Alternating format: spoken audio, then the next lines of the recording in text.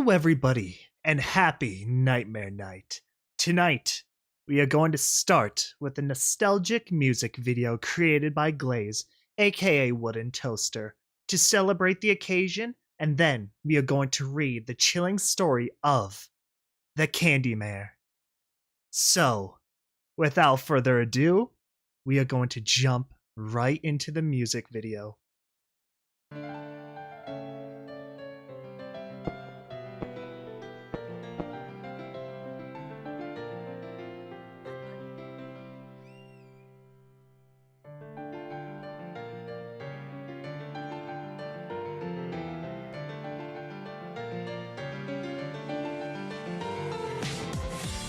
Fillies and gentlefolks, we are gathered here tonight because of the demon that haunts the dark, the one who will eat the souls of the innocent. Let us bring the tale of Nightmare Night. Yeah, what you know about Nightmare Night, son? Welcome, Phillies and gentlefolks. No reason to scream. Your favorite princess is back. She's walking up on the scene. She has been stuck on the move, but that's no reason to fret. She's not a nightmare no more, so buckle down and get set. She's coming gracing the subject. She ain't leaving no choice. She's gonna blow you all back with her equestrian voice. So cover all of your fears and stow away all your fright. The Lunar Princess is back to bring the nightmares tonight. Living in the past, so you won't last without the proper care. The royal farewell and an animate spell. You won't have long to prepare.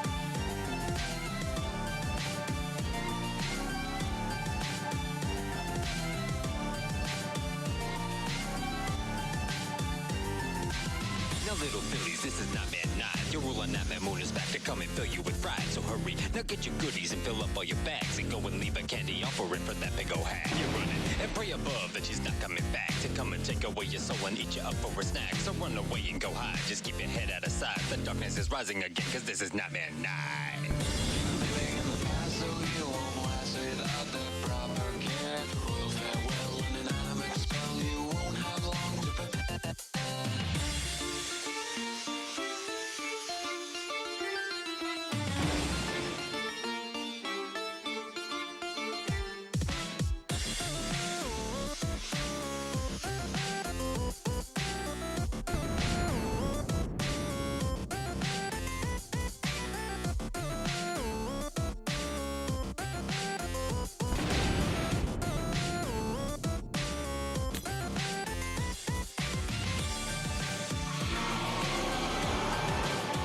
I love that song. Pardon my silence here, but that's the first time we've actually listened to that song on the channel, so I wanted to give it my ultimate respect. Now, there's a certain part of the song that, like, really gets my ears. It's like this last, well, not this last verse specifically, but it's that boo-doo-doo, like the rise. This part. That doo doo doo right there. Love that part. Beautiful. Beautiful, beautiful, beautiful. Absolutely love that. That never gets old. So yeah, it is fairly short. So yeah. Next, we are just going to jump right into the story here. So give me a sec while I just pull that up. Unless, well, no. No. No. All right. Give me just a second here, folks. I know you can't see anything. You're not supposed to. Okay. So, we're just going to turn on very subtle background ambiance. That's almost way too subtle. Okay, we'll go. You know what? We'll go with that. I can hear it, so can you. Okay.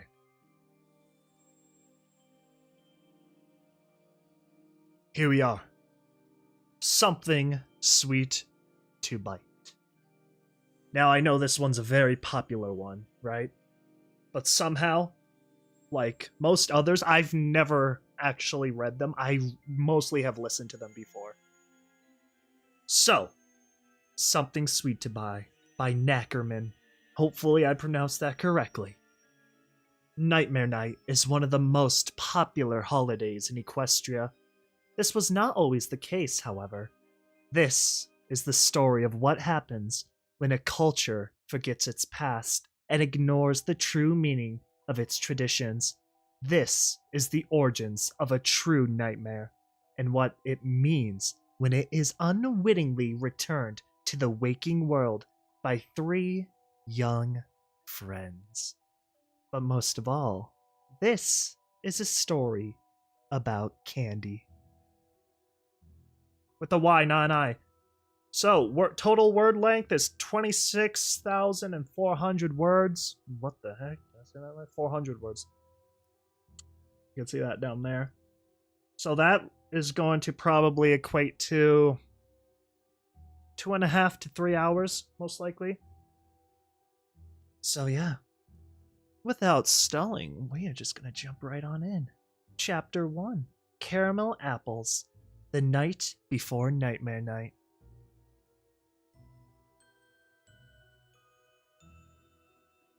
Let's check the formatting.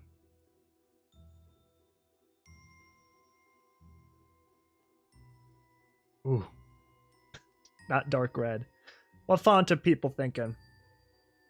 Dark purple? Ooh, dark purple, dark blue? Dark blue, dark purple? Or do we just want complete, like, dark mode? What is everyone thinking? Amber on black? No, that's not good. Green on black? No. Solarized light? Nah. Nah. Dark blue, dark purple, ultra dark, dark red? What does everyone want? Because what you look at, whatever the color of the font is going to be that way for the rest of the stream. Let's see. I think we should do purple. No, purple's too much. Dark blue.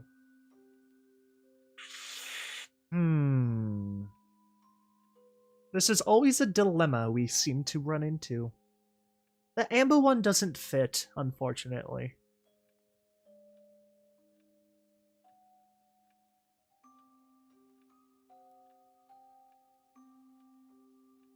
Well, I'm trying to think. Best color for Nightmare Night. Amber on black. You know what? This one kind of does have an atmosphere about it. You know what? You might be right. I actually like that. Caramel apple. This is caramel apple colored. Ish. So. Yeah, you know what? We'll do this. Because this isn't painful on my eyes or anything. Oh god, I forgot to switch monitors for this stuff. Give me just 1 second. I need the font and the resolution to be right, so it doesn't burn out my eyeballs. Pardon me. Oh god. Okay. Hold Technical difficulties. Oh no. Oh god, hold on. Hold on. I have to figure out. Oh god. I'm sorry.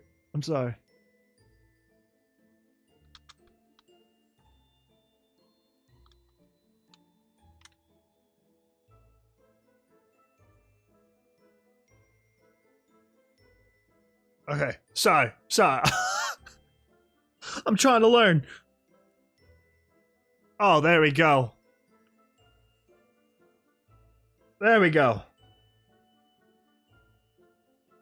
Oh, that's nice. Why have I never done this before? Oh, that looks so, that's clean. Yeah, black and orange Halloween colors. Okay, so let's begin. We'll see if we do voices. I actually haven't tried voices here in a little while, so we'll just kind of see if we do them or not. And if they sound awful or not, too. That's always part of the fun, right? Improv. Alright, so caramel apples the night before Nightmare Night. A bat flit across the rim of a monstrous harvest moon, its leathery wings sweeping through the chill autumn mist, leaving swirls and spirals in its wake. The creature of the night flew back and forth, eating the last bugs of the season. Fat as it was, the bat would need every scrap of weight it could put on before the harsh winter months. Already a few of its fellows had secluded themselves in caves and hollow trees, snug and plump, lost in the half-sleep that would last until spring. A moth stirred from the grass, its gossamer wings making it a pale ghost in the moonlight. A quick snap of tiny jaws and the mouthful was gobbled down with a surge of its wings. The bat flew on into the night. As it neared a barn blazing with light, the creature became somewhat curious. Usually, at this time of night, the barn would be empty, dark, and inviting for one of its kind.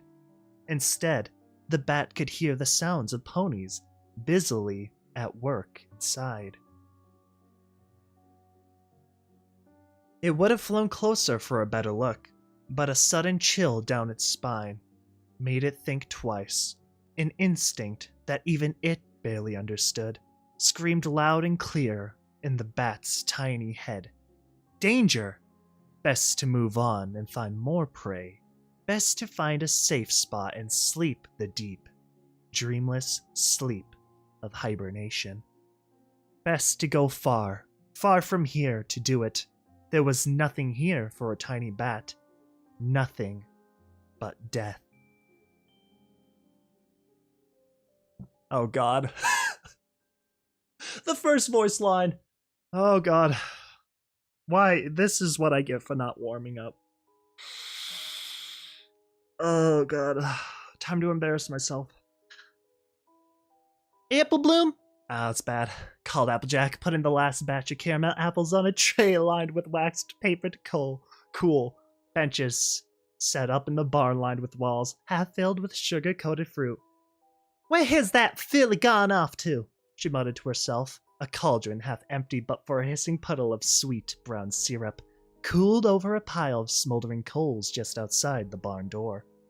The barn itself was warm and snug, filled with lantern light and the sweet scent of sugary treats. Hey, sorry to interrupt, but can you all hear that little background music? Or does it, like, disappear at times? You know, just answer back to me when you get the chance. I want to make sure you at least hear it. It's supposed to be very subtle on your ears. I don't want it to be, like, completely audible. But, like, I want you all to know it's there. Quite the contrast to the chill night outside. Even so, Applejack couldn't help drawing the cool air into her lungs with a satisfied smile as she stepped out to look for her sister. She loved this time of year. Winter would be here soon. Enough. It was true. And that had its own work and worry, just like spring and summer. You don't hear it. Okay, let me turn it up a little bit then.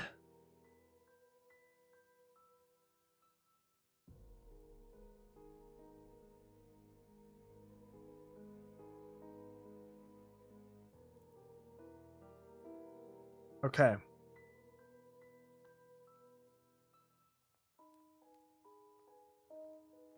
We'll do that. Just me. Beautiful.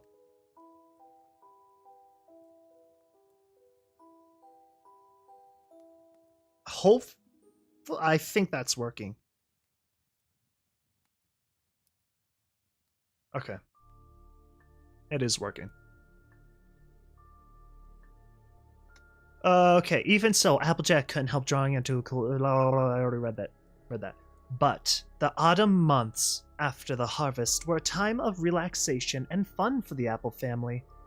With the crops in, safe and sound, money would come rolling into Sweet Apple Acres before too long. It was a tradition in their family to share the wealth, and what better way than to provide all kinds of apple-themed treats and games for the kiddies for Nightmare Night. Nightmare Night, It was the first holiday to come after the harvest, so the Apple family always did it big. Of course, the holiday season had always been more about treats than tricks at Sweet Apple Acres. Every year, Granny Smith would have tubs set up in Ponyville for the townsfolk to bob for apples. She had taken to turning in early and letting Applejack make sure they stayed full of crisp, delicious apples.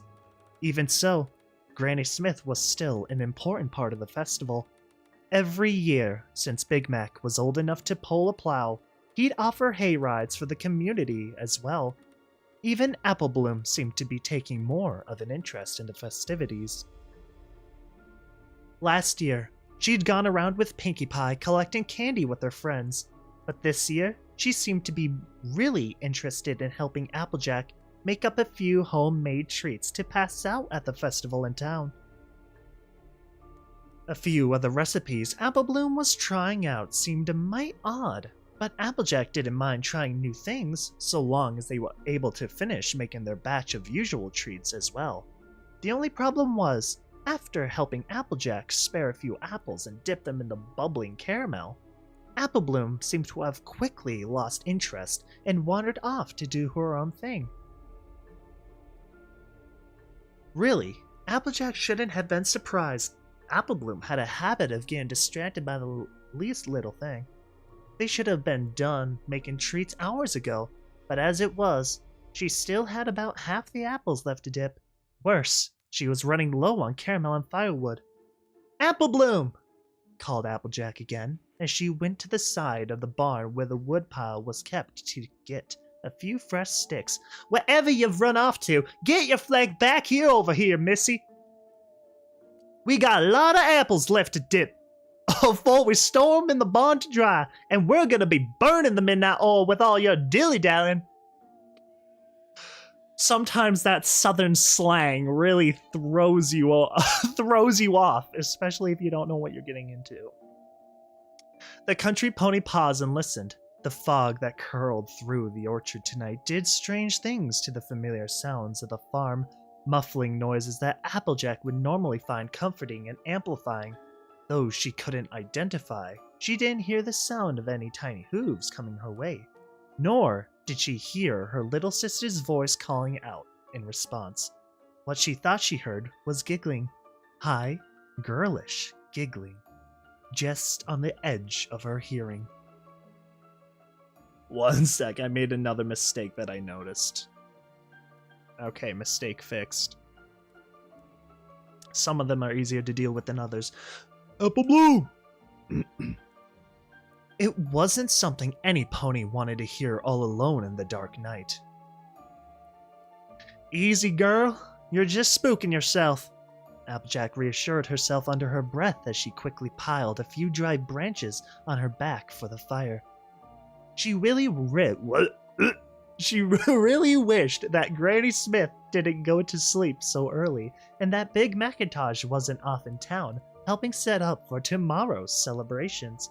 More than anything, she wished Apple Bloom would stop wandering off on her own. A farm was no place for a young filly to go exploring by herself, especially at night. Applejack had heard too many horror stories of colts playing around on farm equipment and hurting themselves. Perhaps more dreadful were the stories of fillies falling into old sinkholes or boarded up wells, and no pony finding them until months later, if they found them at all. A thought suddenly occurred to Applejack as she headed back towards the front of the barn. "Apple Bloom, you better not be planning on tricking me. It ain't nightmare night just yet." When there was no answer, she tried. "I'll tell Big Macintosh on you." There was still no answer. At least, no answer she wanted to acknowledge as being more than a figment of her imagination. As she rounded the side of the barn, a sudden burst of flame whooshed into life, painting the fog bright orange. Applejack jumped back, the firewood she carried on her back scattering at her hooves. She almost bolted there and then, but calmed down when she realized the flames were under the cauldron.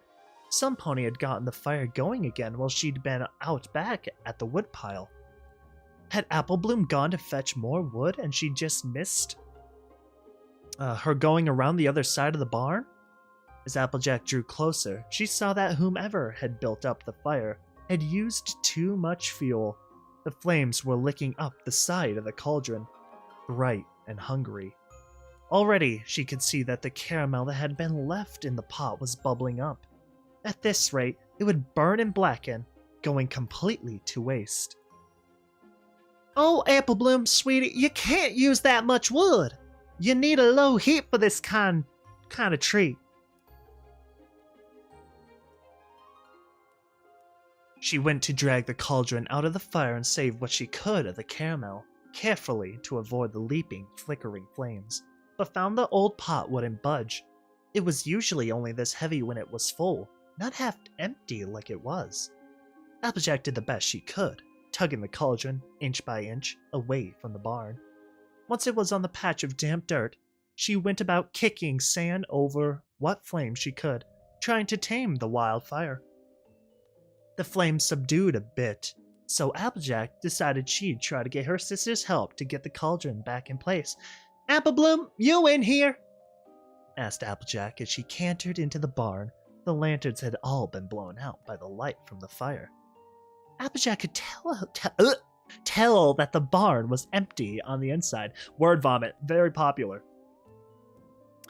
Empty, that is, save for a pile of sticky popsicle sticks that used to have caramel apples on the end, sitting boldly on the benches.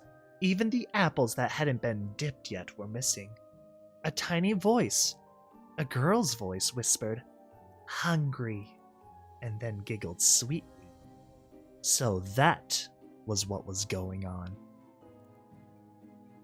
"Apple Bloom, I can't believe ya! Those treats were for tomorrow, to share with all the fillies and colts that came looking for sweets to buy. How could you and your friends be so selfish as to eat the lot afore they even had a chance to try?" Sweet Bear and Scootaloo had to be in on this. Sweet Apple Acres produce might be good enough that a filly would like to try to eat a whole bushel in one go, but one filly couldn't have eaten all the apples. Applejack had dipped. Even 3 managing it was a stretch, but that was the only logical conclusion she could come to. "Apple Bloom, get out here, young missy, you and your friends, or I swear I'll be writing celestial letters about how I learned how to break a filly's rump with my bare hooves." Oh my gosh. Yeah. So, hey, look, I'm talking to chat now. What's going on? Yeah, I think it's an important thing to know because a lot of people usually do tend to show up, ask 50 questions, but like, I'm kind of occupied, I'm kind of doing something respectfully, of course, right? It's not that I'm ignoring you. It's that I'm reading a story. So, okay, well, actually, while I'm not reading the story, let's think. The Candy Mare, I believe, is currently active and out and about right now, bobbing for those sweet caramel apples at Apple Acres. Now, I believe something might have happened to the trio already. This might just be a prequel. Oh, I'm sorry, a sequel event compared to the main story. I think the story has yet to actually begin. This is some prologue stuff going on here. Well, sequel. It's a sequel. This is after all the credits happen, I believe. Still, there was nothing but silence. Well, almost. There was that high girlish giggling again. It sounded like it was coming from the cauldron, but that couldn't be right. It didn't make any sense. How could the girls be hiding in that bubbling hot mess? Applejack moved tentatively towards the cauldron, her eyes darting back and forth. Beyond the glow of the fire, there was nothing but darkness, mist, and fading moonlight. The smoke from the partially quenched fire burned her eyes as she looked into the big black pot, ready to jump back at the first sign of a trick. She froze. Her eyes locked on to the sad, shriveled up figure curled into a ball at the bottom of the pot.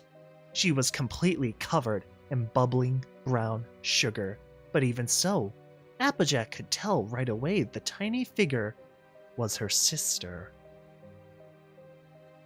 She screamed. Applejack reached into the cauldron with her bare hooves, burning her limbs on the still hot metal as she closed them around Applebloom's unmoving form. The pain of her seared flesh, nothing compared to the agony that tore at her heart. How had this happened?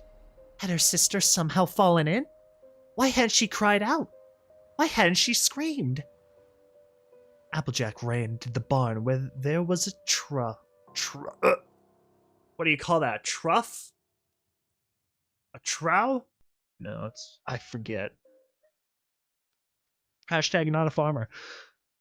No, it's a trough. A trough, that's the word, of water, and quickly dunked Applebloom's body into the cold liquid. The caramel was already starting to set, and the sticky gunk wouldn't come off. Applejack did the best she could, but a part of her knew it was already too late. Her sister wasn't breathing. She tried hammering on her tiny chest, put her mouth to her sister's, and breathed air into her lungs. It did nothing but leave a sticky, sweet taste in her mouth, pieces of half-dried caramel sticking to her lip. That was too much for her. She fell back on her haunches, wiping at her mouth with a hoof, trying to get rid of the taste of death and candy. She felt her gorge rise and tears pricked the corners of her eyes. How could this have happened? She blamed herself. What kind of horrible sister was she? You know, maybe it tastes good. Caramel dipped children. That also sounds super wrong. Let's think next time before we say stuff.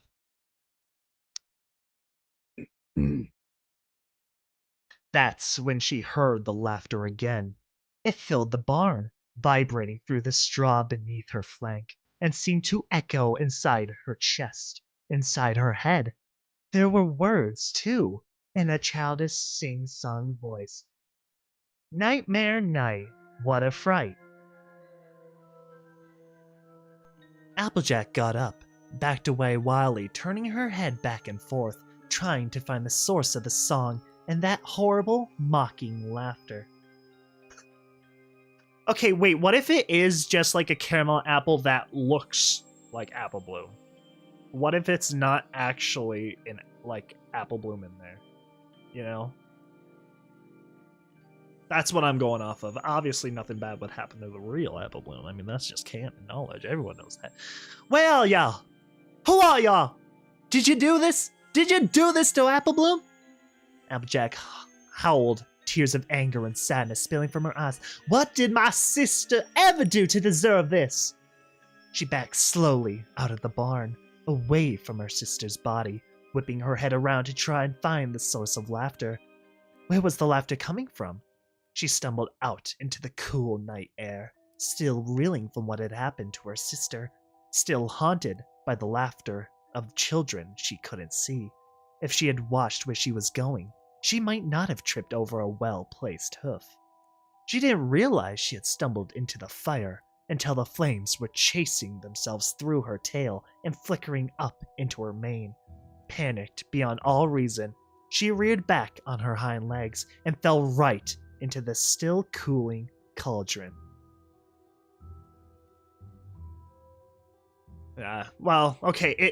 Okay, maybe it's not apple, right? Maybe it's just caramel.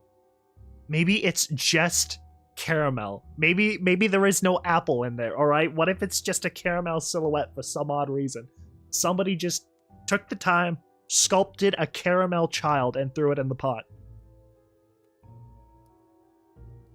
She screamed then, loud enough to wake the dead, as her flesh burst and blistered from the heat and the sticky caramel seeped into her wounds. Everywhere the metal of the pot touched, a layer of skin stuck, sizzling and smoking as it parted from the rest of her body. Blinded by the smoke of her own flesh burning, the stench choking her even as she fought for more air with Witch. Oh my god. You get dumber when you read crud out loud in front of people. It's one thing to read in your head, but then you start talking out loud and then you become an absolute moron. Especially when you do lives. Let's Plays too are an exception to that. Witch to scream. She tried desperately to climb out of the cauldron. The sides, slick with her own blood, slipped beneath her painful fumbling. The giggling rose all around her, the laughter loud and menacing. A face peered out of the smoke. It was huge, its eyes pinwheels of madness, its teeth sharp and pointed. "Give us something sweet to bite," it sang gleefully as it lunged forward. Applejack felt those sharp teeth close around half of her face. One eye went dark as it popped between a pair of sharp fangs. Her shriek faded to a gurgle as the monster ripped away part of her face and throat, chewed and then swallowed the bloody wad of flesh. With a burst of adrenaline, Applejack managed to scamper out of the cauldron and crumble to the earth. She felt something crack as she hit the dirt, but that didn't matter. She just had to run. She had to get away. She couldn't get up properly, but still she dragged herself through the dirt. A mad idea seized her. If she could get to the barn, just get to the barn and close the door, she could buy herself some time to think. Just to think. Tears spilling from her one remaining eye.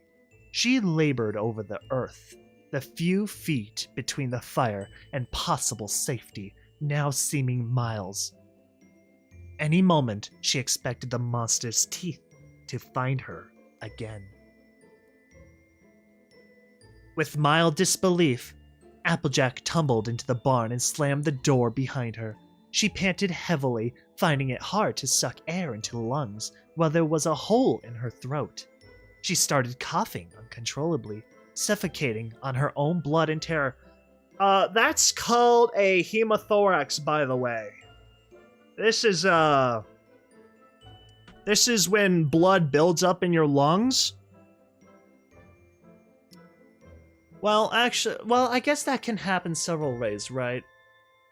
You could also probably call that an embolism to a degree. No. Suffocating on her own lungs. No, that's blood. That's a hemothorax. Hemothorax? Hemothorax. Oh god, I'm blanking. Anyway, moving on. Something slammed into the door behind her like a freight train, making her shriek and whimper.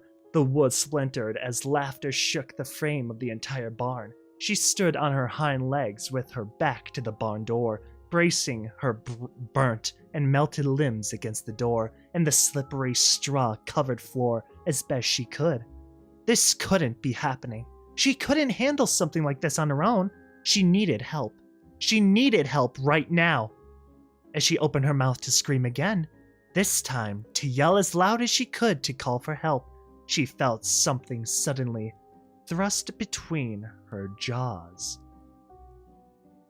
It was as if it happened in slow motion. The wooden door blossomed, opening like a rare red flower, all spines and petals gaping wide as if to entice a lover. Shards and shrapnel shred open Applejack's back, sending a shower of scarlet spurting from her that splashed across the barn door in a pattern that looked almost like wings. She never had time to register the pain as the thing that caused the hole, something large and cylindrical, was forced clean through her back and up through her ribcage and into her mouth from her throat. She couldn't tell what it was at first, but the taste of dirt on the fence post mixed with her own blood as the sharp end skewered her tongue. The post that had so recently been buried in the earth transfixed her as it poked up through her throat from deep inside her guts. She felt her teeth break and her jaw pop loose from the rest of her skull, as with another forceful shove, the post shattered, the door behind her, and the creature began to force its own body through. She felt parts of her she had never felt before burst within her body as the thick shaft of wood churned her internal organs into mush. The monster, whatever it was, tore through the barn door like it was tissue paper, a look of triumph on what she could see of its twisted face. She didn't even feel the shards of wood embedded in her back anymore, only the wood that had impaled her. It was almost a relief when her burning lungs collapsed and the rhythm of her heart slowed, stuttering its final beats. Wow. R.I.P. Applejack. Yo, Applejack. You alright? Oh my god. Yo, Applejack. You alright? Oh god, I love it. Mm-hmm.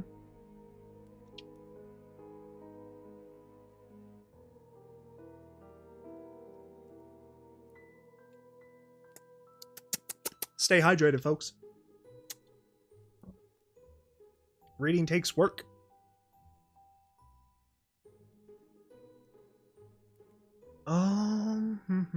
Collapse in her heart, starting final beats. The last thing that flickered across her consciousness before she finally died was the figure raising her into the air and smiling, giggling all the while, and then taking another bite of the caramel-coated Applejack.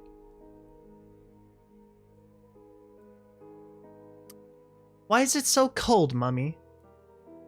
It's been cold like this for the last few years, dear heart. You know that.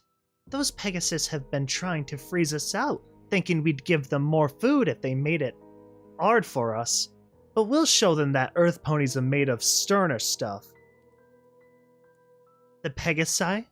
Are you harping on about that again, sweetie? Who else, dear? You said yourself when you're out plowing the fields with my brother that you've seen them darting about the clouds above. In the clouds above. Aye, trying to figure out what those high and mighty unicorns have done to make it snow and cold all the time. You mark my words, those Pegasi are as stumped as us about all this.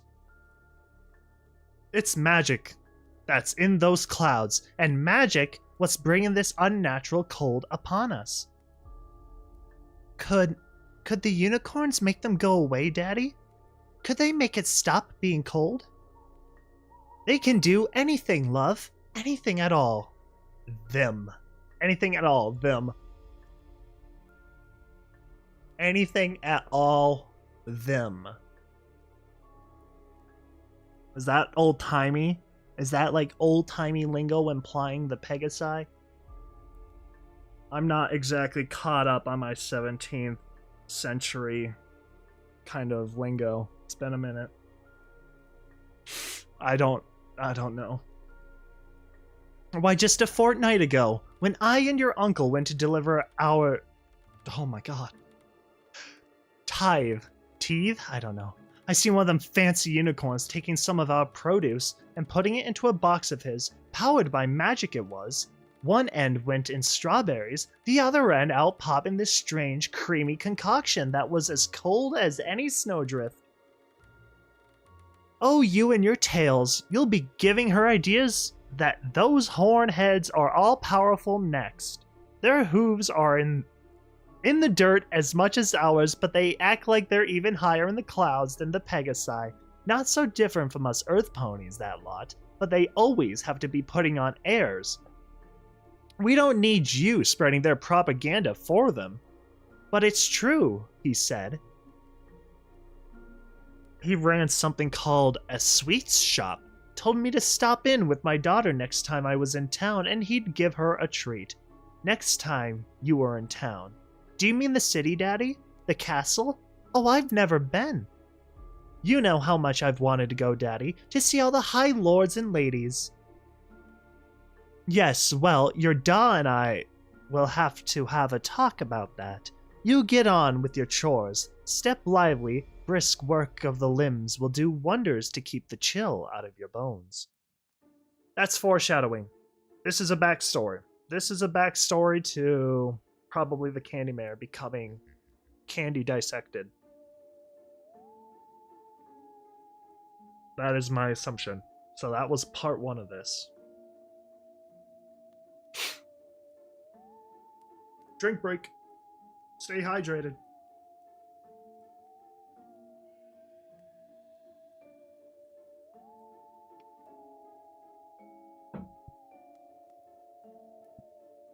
Okay. The bet. How it all started 1 week ago. It was a bright autumn day, about a week before the nightmare would begin. The breeze was crisp and sent leaves dancing and tumbling playfully in the streets, even as the sun still shone merrily. Though it was sad to see summer end, the ponies of Equestria knew the necessity of all 4 seasons. So most of the town of Ponyville walked with a spring in their step, despite the chill that hung in the air. None were perhaps as chipper as Pinkie Pie, though, the self-proclaimed friend of every pony. The pink mare was a ball of energy as she went about putting up decorations for the coming Nightmare Night celebrations. There was so much to do, even with help. She had to start a week in advance to get it all done in time. This was no chore for Pinkie, though, as she loved decorating like this and watching the town transform before her eyes from its usual, quaint self to one just a little bit scary, but fun. Since it was afternoon and school had let out, a few of the town's children were helping her spread fake spider webbing around the post office. They had to clear away a few very real cobwebs before they started. Not many ponies visited the post office themselves these days. I have no idea who's talking, so we're just going to kind of go with it. Ugh, this is a waste of time. I don't know why Daddy insists we help with these decorations when no pony is ever going to see them, moaned Diamond Tiara. Diamond Tiara! The only... Why do I want to do like a rarity voice for her? The only ponies that bother with the post office are practically Nightmare Night decorations themselves. The pampered filly sneered at a pair of nearsighted elderly ponies who were busy trying to figure out how many bits it would cost to send a package to Baltimore. Totally, agreed Silver Spoon as usual. It's a waste of time when their eyesight is so bad. They can't even actually see the decorations anyway. Silver Spoon turned up her nose and walked over to the box of decorations, inspecting them. Besides, if they did, it might give them a heart attack, she added with the fake concern. We should really move on to somewhere more interesting like the mall or the bowling alley. At least then we could do a little shopping or have some fun. After we finished decorating, of course. She feigned a look of innocence, knowing from experience that her silver tongue had good looks. And good looks were the key to getting her way. Oh boy, Mare. That's a voice I'm not doing. Now, girls, the mayor has trusted us. Oh, wait. No, it's not Mare. Shoot. Okay. Now, girls, the mayor has trusted us to decorate the whole entire town. Pinkie Pie! Spreading her hooves in the air as if encompass all of Ponyville. It wouldn't be the whole town if we only... Oh, God, I don't know who's talking, guys. I don't know. That's always the issue in reading these live. Who's talking? It wouldn't be a whole town if we only hung spiderwebs and pumpkin lights in storefronts and shopping malls. Pinkie Pie bubbled as she went about festooning the quiet post office with black and purple streamers. Besides, it's way more fun to transform an old, boring post office into someplace exciting than it would be to make an already interesting place more exciting. She smiled awkwardly as the postmaster gave her a look from behind the counter. No offense. No offense. I'm lost. I'm just gonna read. Just then, Applebloom, Sweetie Belle, and Scootaloo tumbled in front of Pinkie Pie all at once. They were supposed to be spreading the webbing in the rafters, but had somehow managed to get themselves hopelessly tangled up with one another. Silver Spoon and Diamond Tiara led the other children in laughing at their misfortune. It didn't take Pinkie long to extract the trio of friends, though she almost got herself just as badly tangled in the process. What happened? Yeah, voices can be hard sometimes, but especially when you don't know what they sound like specifically. Or warm up, then that's a different beast. I'm sorry, Pinkie Pie. It was all my fault. Me and my friends got to talking about all the candy we was gonna get come Nightmare Night, and I must have gone a little distracted. Apple Bloom grinned sheepishly. Yeah, Scootaloo chimed in. We all had a ball last year going around with you and collecting candy. Even after we left half of it for Nightmare Moon, we still have plenty to share, added Sweetie Belle cheerfully. I'm sure we'll have lots again this year, even after we leave our tribute. Leave it to you blank flanks to still be giving up your candy to Nightmare Moon. Every pony knows it's just Celestia's sister. She's not going to gobble you up if you don't give her some of your candy, Diamond Tiara exclaimed, rolling her eyes. We kept all our candy last year, added Silver Spoon, and as you can see, we're doing just fine. It was truly amazing too. You know the neighborhood where I live? They give out full-sized candy bars by the hoofful. We were still eating Nightmare Night candy at hearthswarming. The spoiled fillies smiled, drinking in their peers' jealousy, both real and imagined. But I'm sure it won't matter if you do decide to leave a few fun-sized treats in the dirt, grinned Diamond Tiara in a predatory fashion. So the big bad ponies won't gobble you up. At that, the pair laughed. Uproariously, Apple Bloom and her friends just looked at each other. Sometimes Diamond Tiara and Silver Spoon's sense of humor just didn't seem all that funny. Even so, Apple Bloom wasn't one to back down from a challenge. Well, we ain't gonna leave any of our candy then, either. In fact, I bet we can collect more candy than you two, even with your fancy full-size candy bars, said the fiery-haired filly. Oh, really? Care to make that a bet, then? Why do I default to rarity? I don't frickin' know. Or variant of rarity. Rarity variant. Whoever has the most candy wins. Let's say the losers have to give up all their candy, said Silver Spoon, a grin playing at the corner of her mouth. You're on, cried Scootaloo.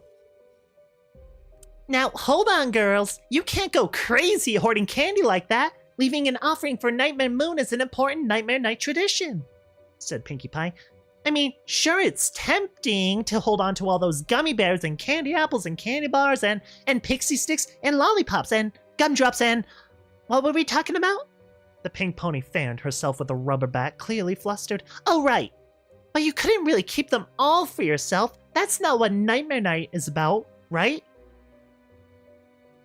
I guess you're right, Pinkie Pie, said Sweetie Belle, looking down sadly at her hooves. Backing out of our wager, then? Asked Diamond Tiara with a snide look on her face. I guess it would be difficult for you blank flanks to compete with us if you're going to follow all this tradition nonsense. Looks like we win by default. We'll expect your candy at the end of Nightmare Night. Don't go throwing too much of it away at the foot of some statue in the woods now. Now hold on, cried Apple Bloom. We ain't going to be throwing away any candy, and we ain't gonna be welching on no bet. You'll have your candy ready to fork over to us by the end of Nightmare Night. And may the best filly win. Maybe we should move on, girls, tried Pinkie Pie, a little nervous at how serious things has gotten between the young friends. Who wants to help me decorate the library? Pinkie Pie! Oh god, that's bad. Exclaimed Twilight in bafflement. What are you doing? A gaggle of fillies and colts had invaded Twilight Sparkle's home and were clambering clumsily over her neatly arranged shelves. She and Spike had worked the better part of the afternoon taking the autumn audit of what books were checked out, what books were checked in, and what books were in need of repair before they could be returned to the shelves. Now entire stacks of books were slipping, sliding, and plain being knocked over by the careless little hooves. And in the middle of it all, Pinkie Pie stood cheerfully, half covered in fake spiderwebs and streamers. Oh, hey, Twilight, said the pink pony, clearly delighted to see her friend. In the background, Snips and Snails tripped over one another in their efforts to hang bat-winged streamers along the stairs leading to the Twilight's room. They landed in a clumsy, laughing heap that nearly toppled an entire shelf of books. I was hoping you'd be home soon, said Pinkie Pie. Mare's having me decorate all the public buildings in Ponyville this year for Nightmare Night, but it wouldn't be half as much fun getting the library ready if I didn't have your input as well. Pinkie Pie draped a forelimb over Twilight's shoulder and guided her through the barely controlled chaos of laughing and shouting children. I was thinking bats. Bats everywhere, hanging from the ceiling and the stairs. Something to really catch every pony's eye when they'll walk in. Twilight couldn't help being distracted as fillies ran back and forth, some trailing decorations in their wake while others just seemed to be playing some kind of game. But Pinkie, this is my home! We didn't decorate the library last year, inside or out. I know, and I got to thinking, that was a real shame. It's unfair that folks can only enjoy the fun of Nightmare Night downtown or in big shops, and not in other places like boring old post offices and libraries. Twilight glared at her friend. No offense, I just wanted to make sure that no matter where Pony goes... Oh, hold on. No matter where Pony goes in Ponyville, that the spirit of Nightmare Night will be with them, you know? I'm amazed Pinkie Pie said something along the lines of, no offense. Twilight stared into Pinkie Pie's sincere, grinning face. For all the bedlam, it was tough to face that. Hopeful, well-meaning smile and not cave just a little. I guess, Pinkie Pie, if Mare approves... The party pony gave a happy little leap, pounding one hoof into the air before Twilight quickly added, but please don't go overboard and do your work quietly. This is still a library, and other ponies have a right to expect peace and quiet when they come here.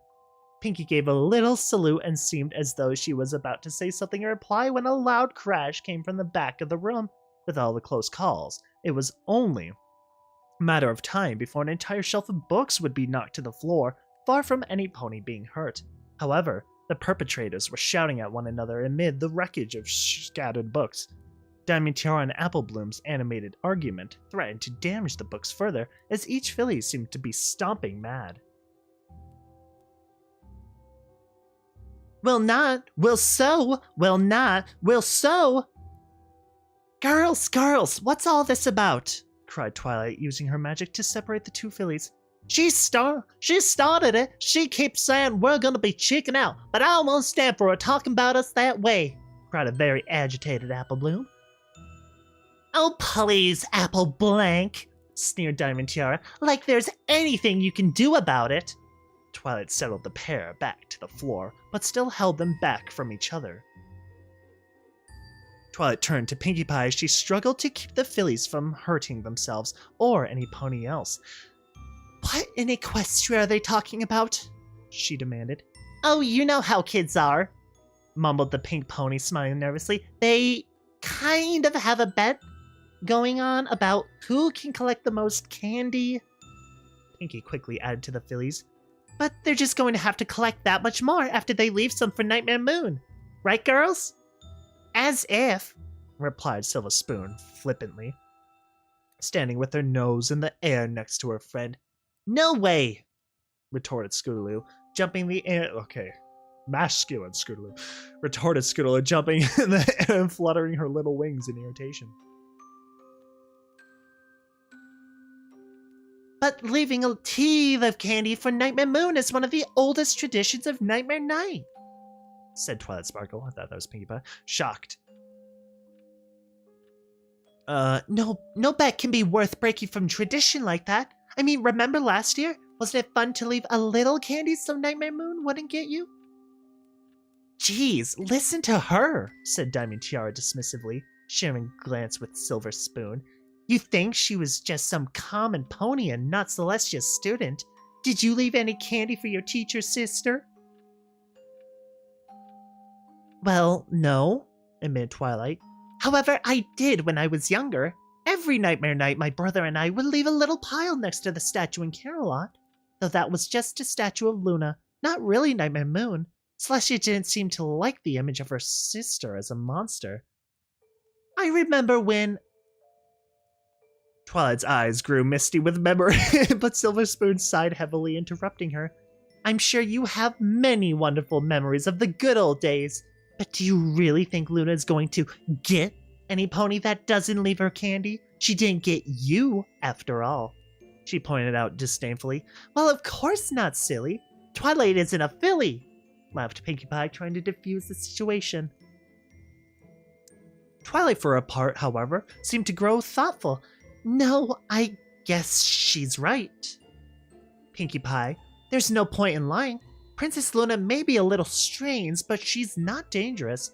Nightmare Night is fun, pretend, but honestly, I don't see any harm from them not giving up a bit of their candy, even if it is against tradition. Pinkie seemed genuinely shocked by her friend's words. Don't listen to her, girls, said Pinkie urgently. We have these traditions for a reason. The decorations, the costumes, the jack-o'-lanterns, the offerings to Nightmare Moon. They were started to protect us. There's no good reason to turn your back on all that now. Not so close to Nightmare Night. Pinkie knows something, by the way. Breaking the fourth wall here, Pinkie Pie knows some crud. The usually jovial pony pleaded, her deep blue eyes wide with worry. The girls and Twilight gave Pinkie a funny look, not really understanding what all the fuss was about. Here, I'll show you. I know it's around here. Somewhere. Pinkie Pie started rummaging through the fallen books. It always amazed Twilight that regardless of how disorganized the library might become, Pinkie Pie could always turn up just the book she was looking for. She wouldn't normally have suspected it to be something to do with the party ponies, Pinkie says. But the alternative was that Pinkie Pie might have a better grasp of the library's organization than Twilight, Spike, and Owlicious combined. Somehow that was more unsettling conclusion than Pinkie's sixth sense. Here it is, Pinkie Pie cried triumphantly as she lifted an old dark book from one of the piles that were bound for the repair room. It didn't look like much, or even as if it had anything to do with Nightmare Night. Instead of the mare and the moon, a crescent eye, or some other Nightmare Night symbol, there was only a woodcut of a few pieces of candy carved into the cover. Ye old tricks and treats? Wow, Pinkie, that book looks like it has seen better days. Twilight examined the book closely. It was hard to tell if it had been damaged in the fall from the shelves or if it had already been in such poor shape. You should put it back so Spike can fix it up before it falls apart. Twilight's magic enveloped the book, but Pinkie Pie held on to it firmly. No, seriously, Twilight, the party pony urged. You and the girls should really read what this book has to say. There's more to Nightmare Night than just getting as much candy as possible. Pinkie looked shocked at her own words, but struggled all the harder against the pull of Twilight's magic. And this is me saying that. You know how much I love sweets? Let go, Pinkie. Twilight strained, her magic insufficient to shake off her friend's oddly adamant grasp.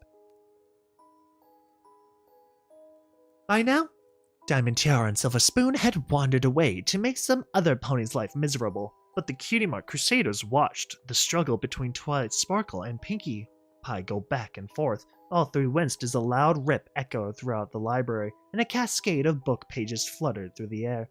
Between the two of them, Twilight and Pinkie Pie had managed to break the book's fragile spine, sending its delicate pages in all directions. Both ponies seemed shocked at what had happened. Started Applebloom. We'll just head on now, Pinkie. I got chores I need to get to doing back home. Yeah, and I promised Rainbow Dash I'd pick up her dry cleaning. As Scootaloo, she nudged a distracted Sweetabelle. Oh yeah, and I need to go make sure that, Rarity's order of new material for a Nightmare Night costume came in, managed Sweetabelle, her eyes glued firmly to the floor. The trio scurried away before what would surely be an explosive argument between the two friends. But Sweetabelle hung back a moment. Her eyes had lit on a few of the pages that had befallen from the old tattered book. No pony was looking as she discreetly stuffed the pages into a school bag and trotted quickly after her friends. Outside, Apple Naloom and Scootaloo were already a good ways down the street. Applebloom kicked out a pile of dead leaves. Any chores Rilla made up forgotten as the pair headed towards Sweet Apple Acres and the privacy of their clubhouse. Apple Bloom was still furious. I just can't believe Diamond Why does she and Silver Spoon always gotta go turn everything into a competition? I mean, land's sakes, Nightmare Moon is supposed to be fun. Who cares who gets the most candy or not? Seemed like you did back there, chimed in Scootaloo, crunching a few dill leaves herself. I know. Apple Bloom sighed heavily. I just can't help it. Those feelings get under my skin worse than ticks on a hound dog. But it's too late to back down now. We gotta find a way to beat him.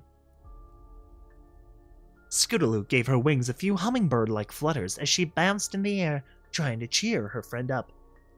That shouldn't be too hard. Oh my, I can't speak today. It's 3 against 2, even if we did end up leaving a little candy for Nightmare Moon. Apple Bloom glared at a friend who quickly added, which we're not. I'm just saying, even if we did, we should still have more candy than they do at the end of the night. I know, it's too much. It's too much Southern. Oh, hey, I guess you're right, Scootaloo. Apple Bloom smiling as some of her anger drained away. Those two ain't got a chance against the combined might of Cutie Mark Crusaders. Don't be so sure of that, panted Sweetabelle as she finally caught up with her two friends. Remember what happened at the egg hunt during the last Spring Has Sprung celebration? Scootaloo tilted her head back as if she were trying to visualize the event that Rarity's little sister spoke of. Yeah, Diamond Tiara bet she would find the most chocolate eggs. We thought for sure we had beat her, but then it turned out she had a good 50 baskets worth of chocolate. I had no idea there were even that many eggs hidden. She definitely forged them. She definitely just bought the eggs somewhere and then just claimed that there were that many. That's because there weren't that many hidden. Sweetabelle slowed to a canter beside her friends as she caught her breath. The trio turned onto the dirt road that led out of town. It wouldn't be much longer until they were at their clubhouse. I overheard my sister gossiping a while after that, and she was saying that Diamond Tiara didn't even bother hunting for any eggs. Instead, her father had gotten her an entire pallet of those chocolates from his outlet store. All she did while we were running around like a bunch of agitated chickens was fill up her baskets, laughing the whole time. But that's cheating! Why didn't you say anything sooner, Sweetabelle? Demanded Apple Bloom, stomping in the dust. Well, I didn't want Rarity to know. I was eavesdropping on her. Besides, we had already forked over our eggs months ago. There was no getting them back. Sweetabelle looked down sadly as she walked. Rarity was so outraged when it happened. But there was nothing any pony could do. There was no rule against some pony finding a pallet full of eggs. A pallet of eggs. That's a lot of eggs. So you think she's going to do the same thing this time? Asked Scootaloo as the trio weaved their way through the outskirts of the apple orchard. You think she's going to get filthy rich to just buy her a bunch of candy and then she'll say she collected it? I wouldn't doubt it. I don't remember seeing her or Silver Spoon once while we were trick-or-treating with Pinkie Pie last year, said Sweetabelle, matter-of-factually. Oh my god. I can't talk. Eventually I'm just gonna shut down from doing voices here for the day. This just hurts. So that's it. We're beat before we even start. Apple Bloom smacked her head dramatically into the front door of the Cutie Mark Crusaders clubhouse. We're done for. Not necessarily, said Sweetabelle, as she gently nudged Apple Bloom out of the way so she could open the door. The unicorn filly rummaged in her saddlebag as her friends followed from behind her. Though we'd never be able to come up with that kind of money Diamond Tiara's dad has, there's something we could do. Carefully, Sweetabelle spread the pages she snatched at the library on the tiny table the fillies used to make their plans. Scaloo examined the old wrinkled paper. Hey, aren't these pages from that book Pinkie Pie was trying to show us? Yup. What do you have in mind? Asked Apple Bloom, confused. I noticed something about these pages before we left the library. A lot of that book's like it was history and mythology. Except these pages right here are recipes for all different kinds of classic Nightmare Night treats and candy. Sweetabelle beamed, self-satisfied in her own brilliance, but her friends just stared at her. Don't you get it? We can't buy extra candy like that cheating. Diamond Tiara, but we can make extra candy instead. I bet this has to do with that candy shop in the last chapter of the ending.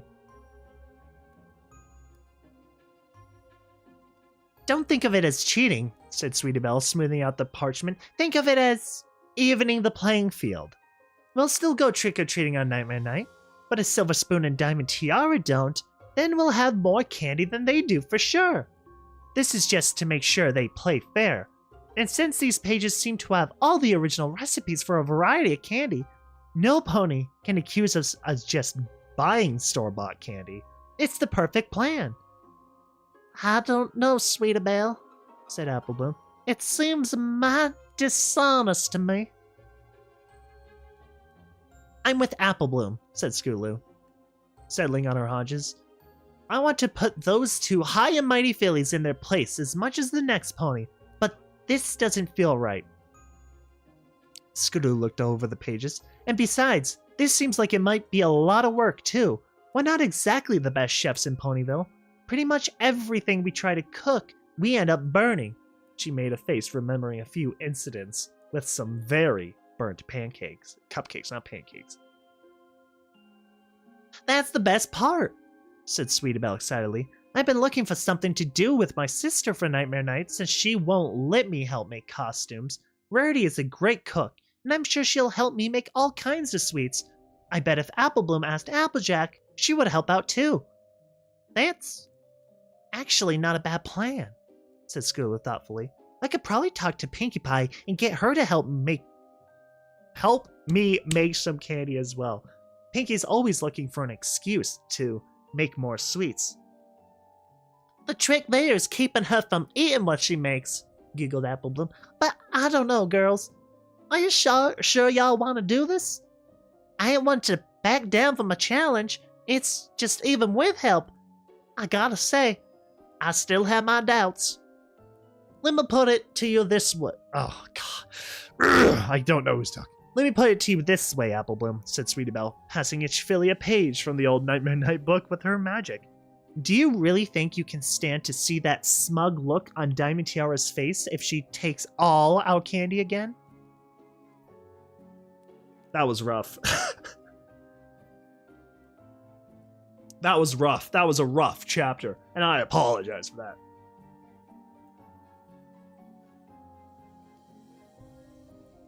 Now for this last part, I'm just going to read this normally. It's more beautiful than I could have imagined. The buildings are so tall. Look at them soaring so high and all the pretty flags and banners. Oh, Daddy, why did you wait so long to bring me here? Because, my little moppet, the castle can be as dangerous as it is beautiful. Much like its inhabitants, really. The city is even more dangerous to the likes of you and I. Keep your wits about yourself, my dear. There's magic about here, and no mistake. Ponies appearing and disappearing all the time there is. One more little filly disappearing won't bother these folks. None. Oh, magic! Real magic! Do you think we'll get to see some, Daddy? I've no doubt, my love. These unicorn folk can't seem to live without it. Not that we can either. Mind some pony has to raise the sun or the crops don't grow. Step lively now. There will be plenty of time to gawk after we've delivered our goods. Wow, is that where we're going now? The other buildings? We're so stately. But this one looks like... Why? I don't know what it looks like. So many bright colors, so many happy faces. And the smell. Oh, what is that heavenly sweet smell? I knew you'd like it, dear. Yes, this is that Unicorn Fellow's sweet shop I mentioned. I have to admit, it is a sight. It looks like a sweetie itself, it does.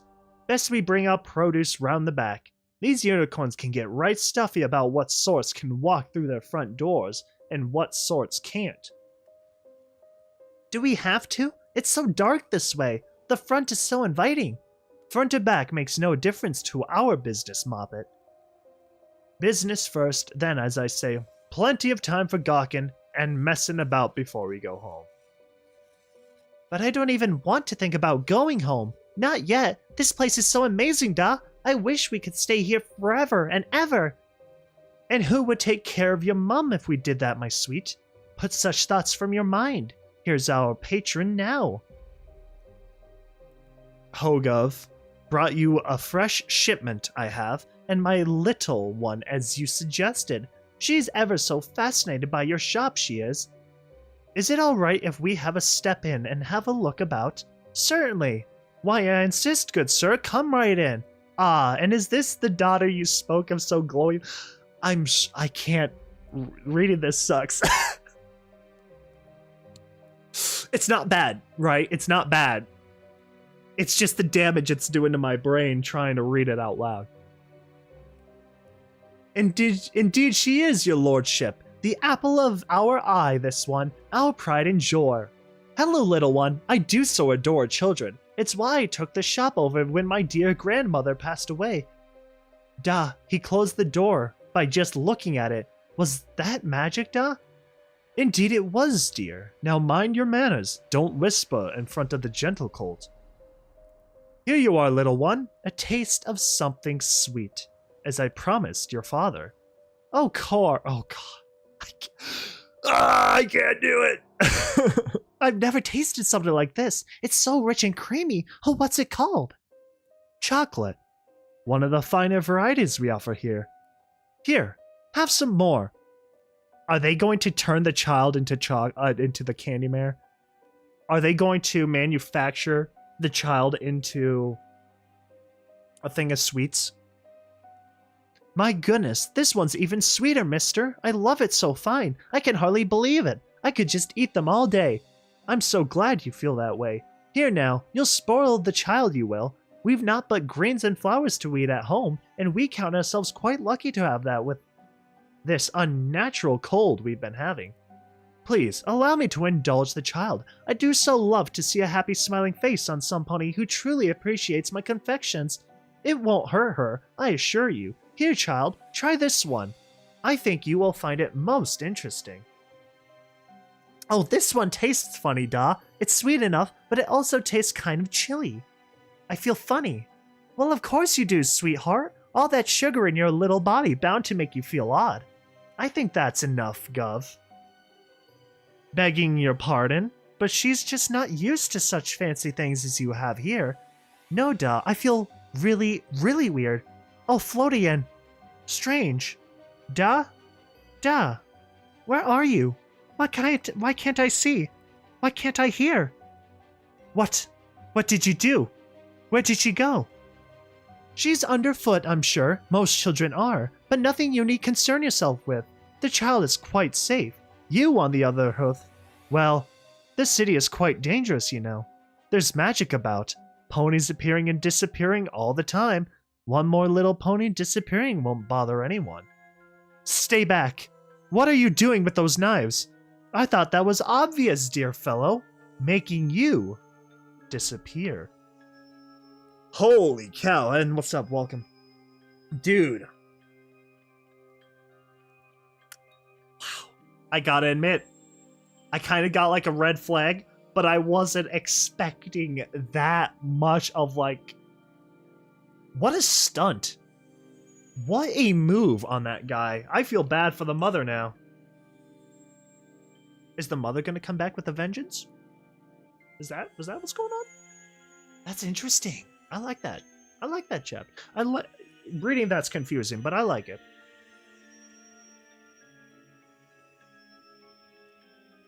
Read it in your head and it'll probably be a lot smoother for you. Modern English and ye olden English. Oh man, that's nuts. They just Willy Wonka'd the shopkeeper just Willy Wonka'd that dude. And his child. He really just got candy factoried. Uh-oh. Fluttershy's chapter. And knock at the door. Fluttershy's Nightmare Night. Nightmare Night. Fluttershy hated Nightmare Night. With furtive glances, she moved from window to window inside her cottage, looking out onto the fog-choked gloom. The harvest moon rode low on the horizon, washing the scene in a ruddy orange glow. With its light dying slowly by the second, the stars winked and shimmered as they grew brighter with each passing moment. Their twinkling presence piercing the misty darkness like so many sparkling knives, offering little comfort to the apprehensive Pegasus. Fluttershy could hear the distant laughter and screams floating just above the music drifting from Ponyville. But she wanted no part of these celebrations. Oh, the little bats and black cats were cute enough. She didn't even mind the tiny spiders, even though she refused to carve one herself. She actually thought the jack-o'-lanterns were more goofy than sinister. Those were all fine, but even so, ever since she was a little Pegasus filly, she had spent Nightmare Night quaking in terror. It didn't help that growing up in Cloudsdale, the predominant decoration in her fillyhood had been wreaths of lightning and peals of thunder? Pearls of thunder? It didn't help that she was such a poor flyer that she couldn't keep up with the other Pegasi children as they had flit back and forth collecting treats across the inky sky. She always ended up on her own, cold and in the dark, with only sudden flashes of lightning and ringing thunder for company. What was worse was that on Nightmare Night, more than any other night of the year, the darkness between those two flashes were pregnant with far more disturbing terrors, especially if you had a friend named Rainbow Dash who loved the trick part of trick or treat more than any amount of treats. I mean, it depends on how you look at it. It wasn't entirely Dash's fault, though, nor was she the only pony that seemed to delight in Fluttershy's terror when she was little. The yellow Pegasus that just seemed to be an easy target for spooky tricks. She couldn't help that she'd jump at the slightest sound or cringe from the silliest mask. It was just who she was. The fact her screams, while thought of as adorable, didn't help matters in the slightest. So Fluttershy locked herself away on Nightmare Night. No decorations, no fellowship, no candy, and certainly no visitors if she could help it. This was well known in Ponyville. Over the years, her friends had learned to give her privacy on Nightmare Night, but that didn't stop the occasional mischievous filly or colt from coming out to her cottage to torment her. Fluttershy really didn't hold it against them. It was in the spirit of the holiday after all. She just hated the holiday and wished every pony would leave her alone. There were, of course, the occasional, unavoidable visitors who didn't know about Fluttershy's reticence. Last year, her friend, Twilight, had come out to see her. The shy Pegasus wouldn't have minded that so much, but she had brought Nightmare Moon with her, even if it was only Princess Luna. Fluttershy had thought for sure her heart would burst in her chest. It had been one of the scariest nightmare nights in her adult life. Thankfully, nothing all that bad had really happened in the end, but that just made Fluttershy feel the need to be all the more vigilant. Tonight, for example.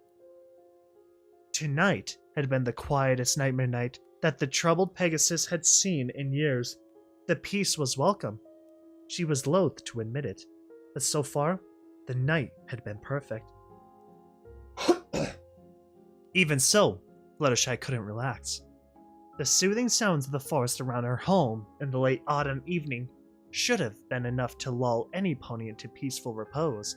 However, the usual chirp of crickets and distant calls of owls were absent tonight.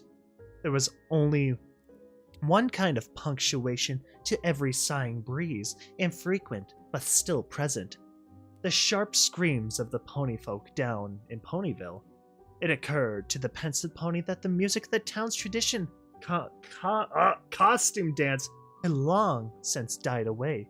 Thinking about it, it was late enough in the evening now that the dance should have been long over, and most of the town should have been winding down their frightening oh my god. Frivolity.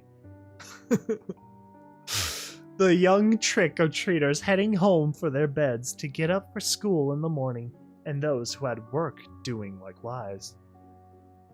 It should have only been the very dedicated to the holiday, or privately Fluttershy thought, the very stupid who would be up this late. It's not my fault. I have things I have to do tomorrow too, but here I am. I'm doing it for the cause. So Fluttershy remained prowling in her cottage, long after she should have been asleep, trying to figure out why the night's activities didn't seem to be ending. Why was it that the screams that sounded more bone-chilling by the moment were echoed by childish giggling? Surely, most of the children should be asleep by now.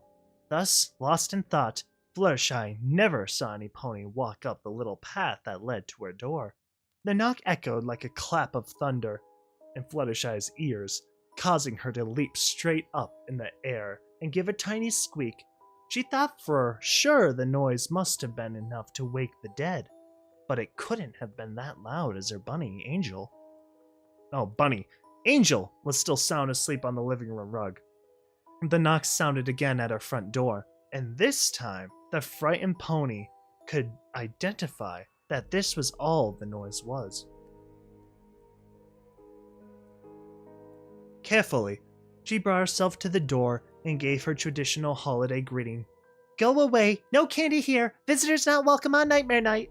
She listened intently, hoping to hear the sound of hooves clip-clopping away. Instead, there was only silence. Still afraid, but mildly curious, Fluttershy crept toward one of the windows that looked out on the path leading from her home. There was too much fog to see anything clearly, but she could just make out a silhouette standing perfectly still. Then the knock came again. Please go away, tried Fluttershy. I just want to be left alone. Can't you just leave me alone? But there was no answer. Fluttershy pressed her ear to the door, hoping to hear some telltale sound that would let her know if her uninvited guest was going away or still haunting her doorstep. She couldn't hear anything. Then the thought occurred to her. What if the pony on the other side of the door was hurt? What if she had come to her for help but couldn't speak? Her curiosity momentarily overwhelming her fear, Fluttershy tentatively opened her front door, just a crack, just enough to see whoever it might be who was out there. No pony stood on Fluttershy's doorstep.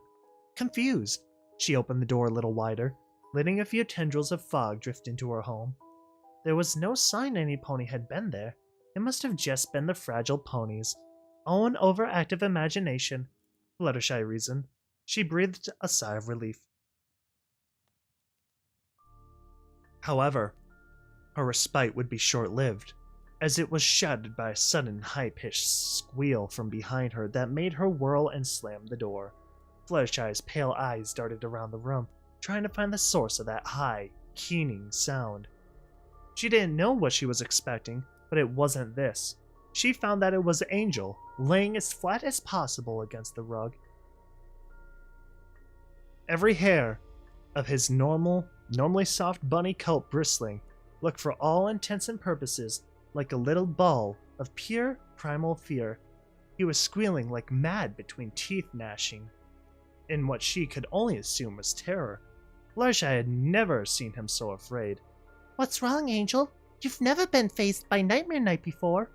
She tried to comfort him, reaching with one hoof to try and soothe his fur.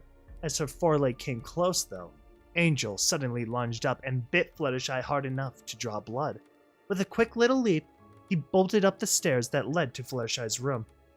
Shocked more than hurt, the tender-hearted Pegasus almost didn't hear the knock as it echoed against her door once again. Oh my goodness.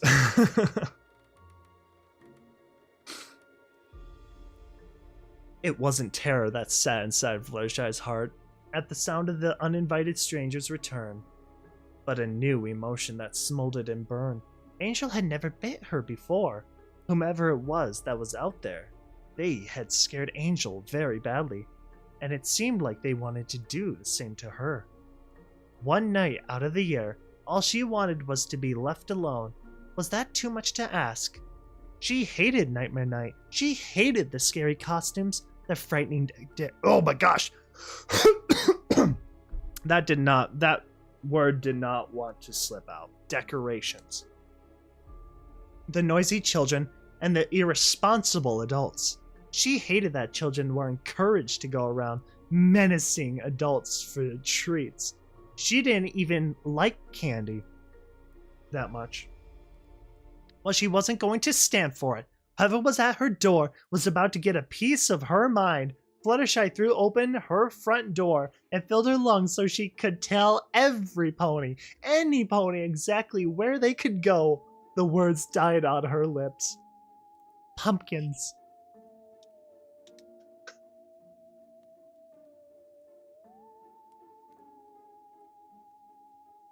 That's funny. Fluttershy was about to say some very, very hateful things.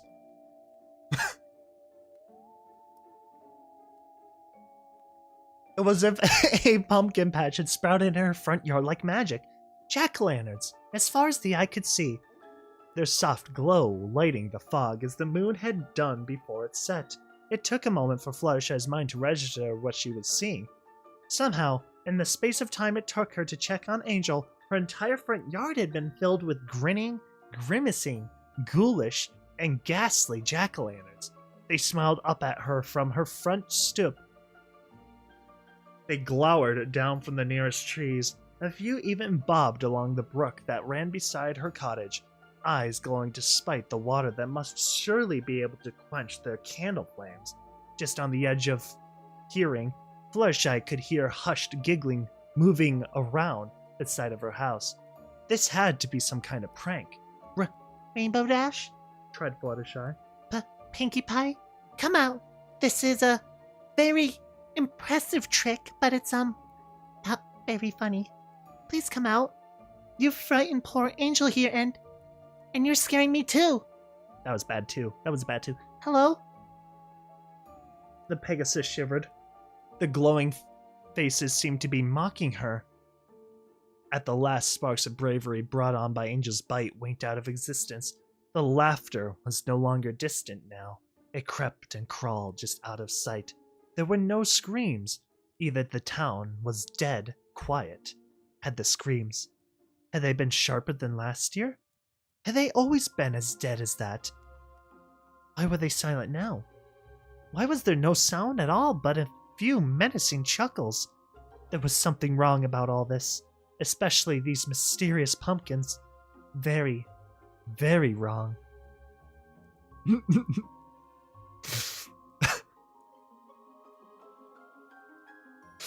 That would be hilarious. I would love to see that. Just Fluttershy, just curse after curse after curse, and Rainbow Dash being like, bravo! I'm quite impressed with you, Flutters. Didn't know you had it in ya.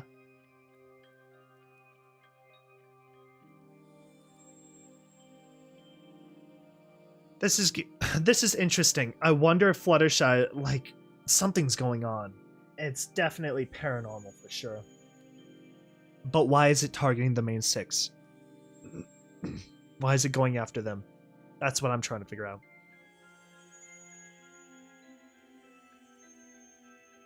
Fluttershy squeaked and shut the door as gently as possible before locking and barring it and turning to flee. My gosh. She couldn't stand it. She had to get away. At each window, there was a glowing grin peeking inside, their burning eyes easily visible through Fluttershy's thin curtains. She retreated upstairs, hoping to find an escape from the jack-o'-lanterns, blazing glares beneath the blankets on her bed.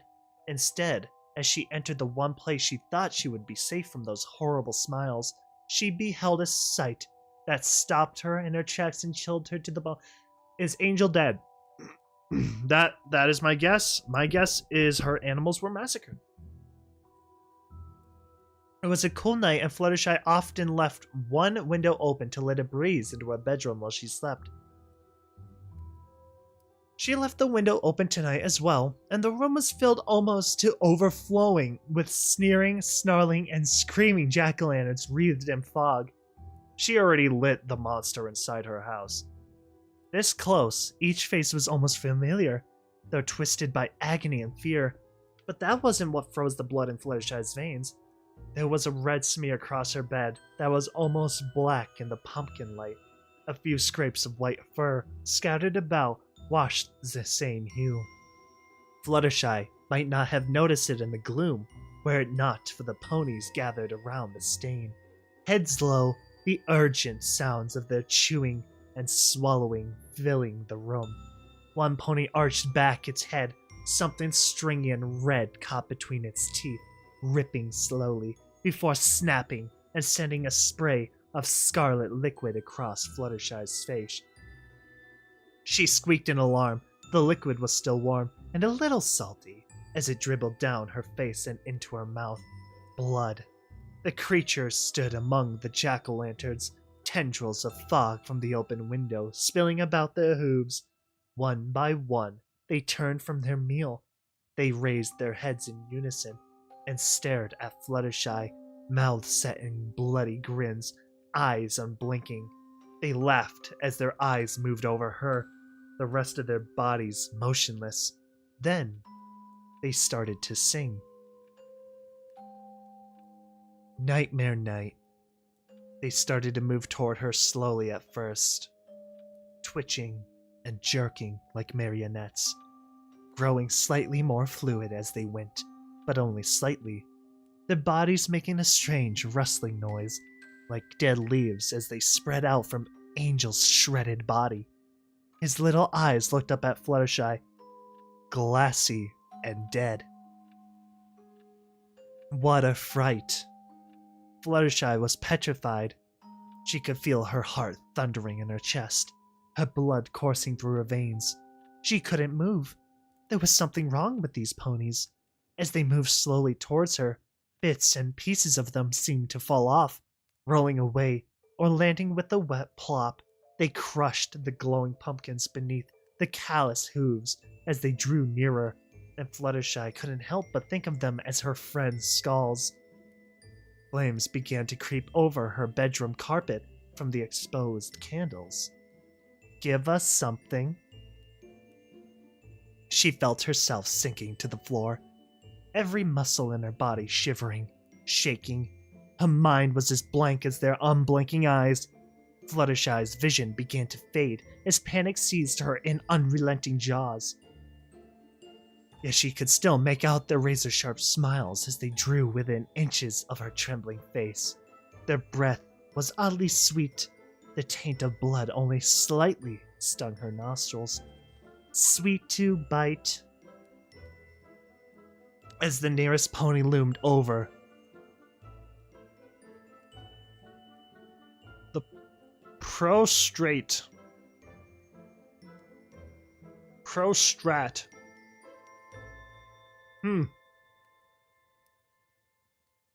Pegasus, something inside her snapped. With a shout full of guttural anguish and despair, Fluttershy lunged at the distorted pony with a snarl and took a bite out of its nose. The creature flinched, a bizarre warbling shriek rising from its throat as it backed away. What the hell? Fluttershy just bit the creature's face? Fluttershy just pulled a Jaws? The creature flinched, a bizarre warbling shriek rising from its throat as it backed away with a howl bordering on menace. Fluttershy plunged through the thickening flames and shattered pumpkins. She spread her wings wide as she surged over two grinning ponies and out through the open window, flying free into the chill night air. Fluttershy's wings ate up the night sky as they never had before, trailing smoke from a few smoldering feathers as she left her house far behind. Her cottage glowed from the inside, much like a jack-o'-lantern, as the fire spread through its timbers. Even so, she could have sworn she still heard the laughter of hungry mouths turning back to their feast. She flew blindly for a time, the stars of little use in lighting the fog, thick fog.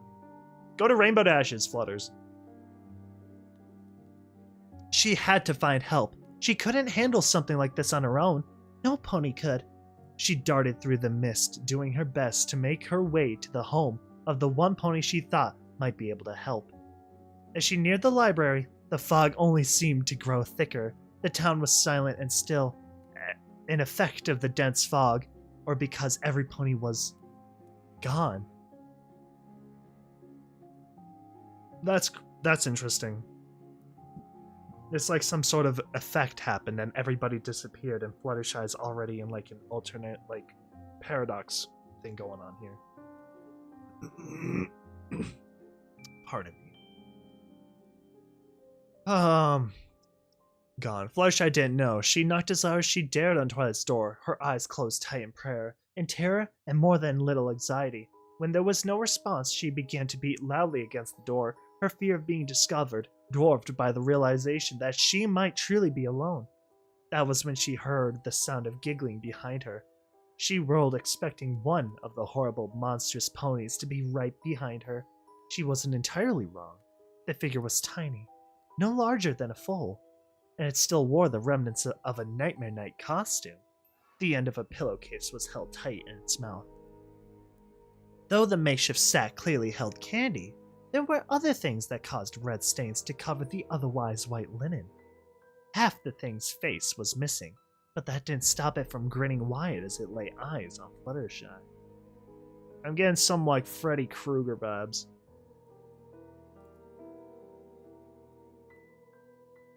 Fluttershy launched herself into the air without hesitation, rising high into the sky once more.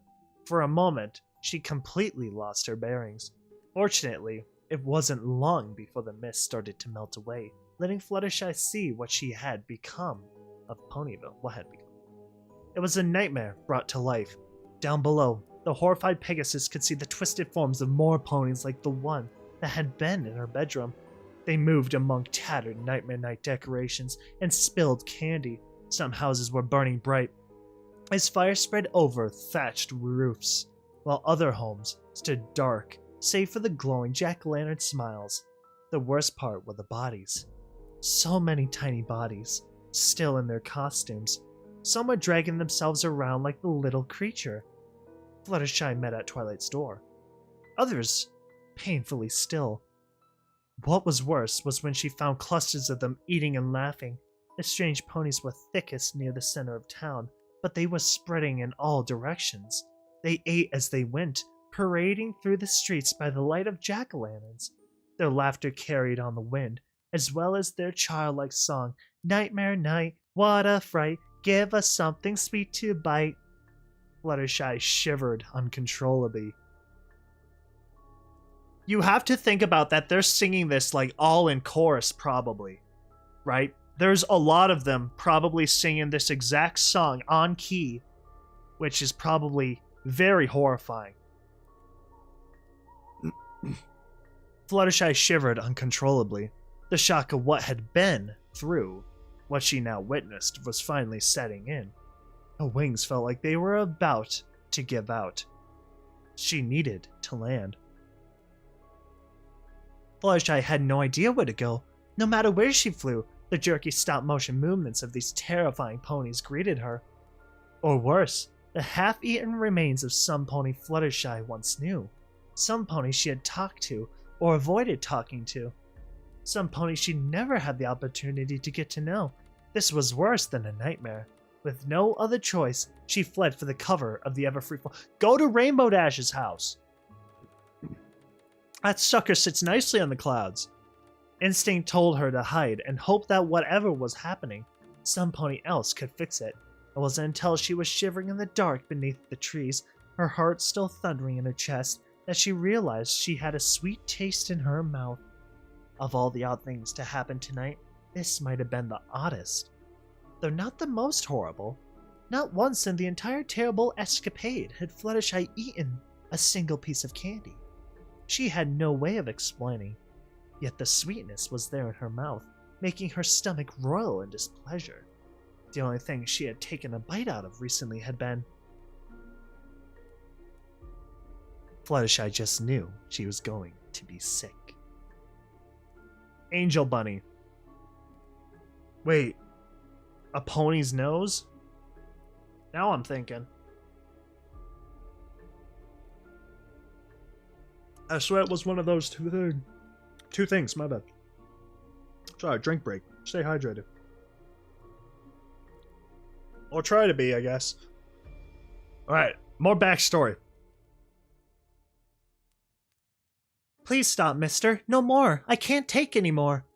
Subject has expressed a desire to cease for the day, suspending this cycle while the testing chamber is cleansed and the subject is prepared for the next round. Yeah, the nose? Yeah.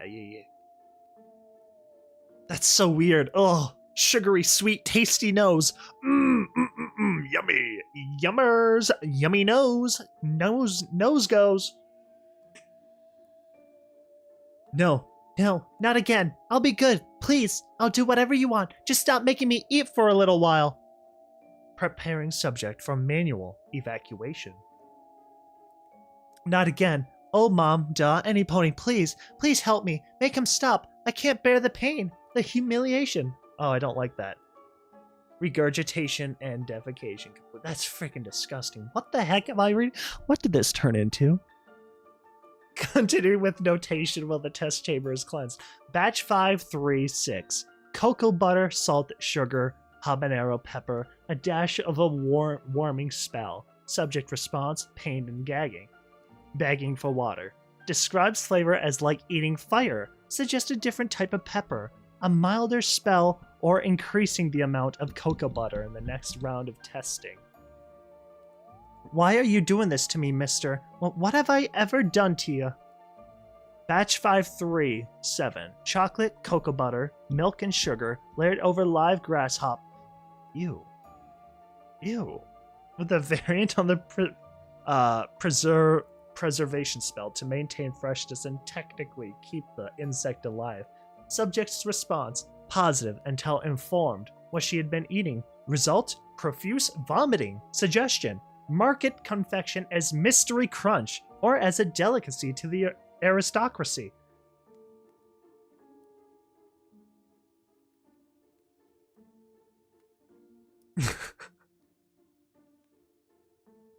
Yeah.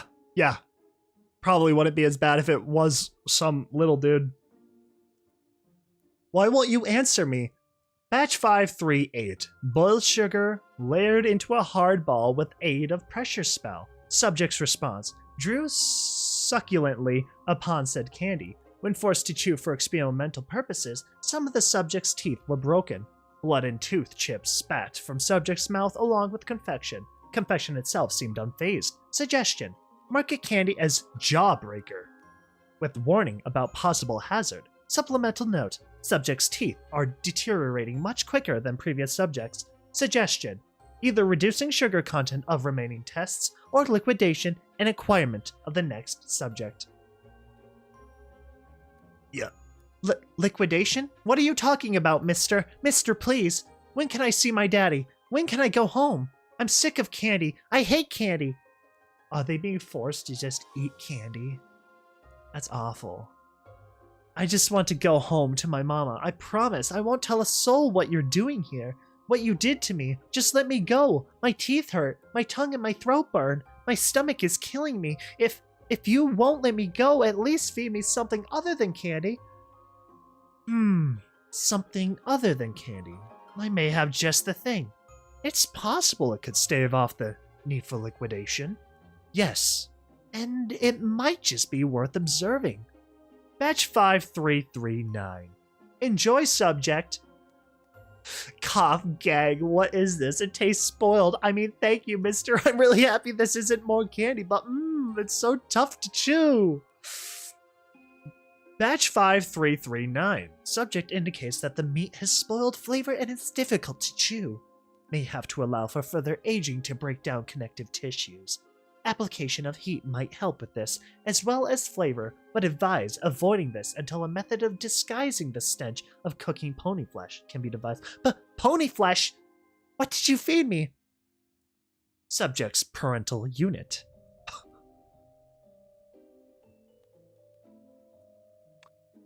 Subject's parental unit. What? Yeah. Or what was left of him? Stop! Most of him is in. Stop! Cease!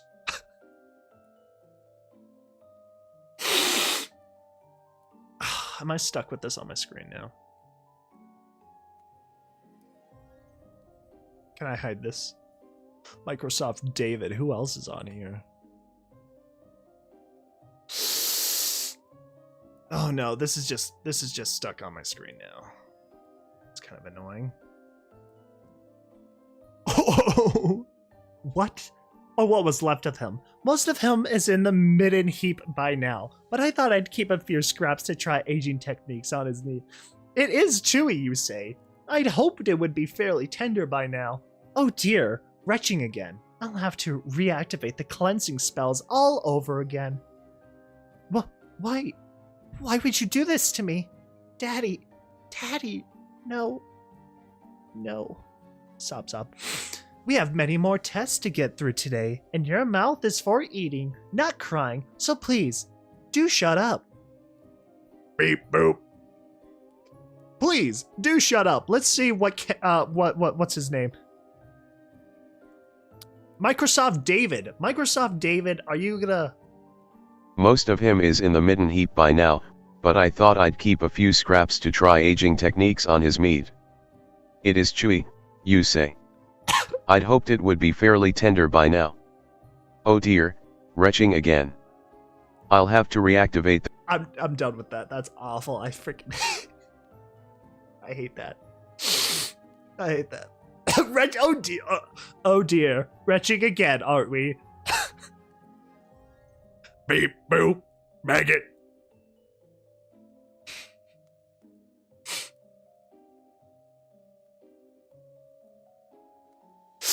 That was a little awkward. That was interesting.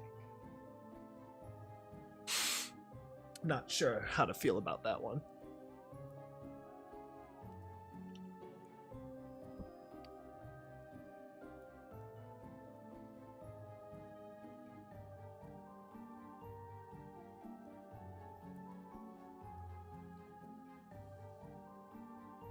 Okay. I gotta get through this. I gotta get through this story. I am crutched for time. Forbidden Sweets.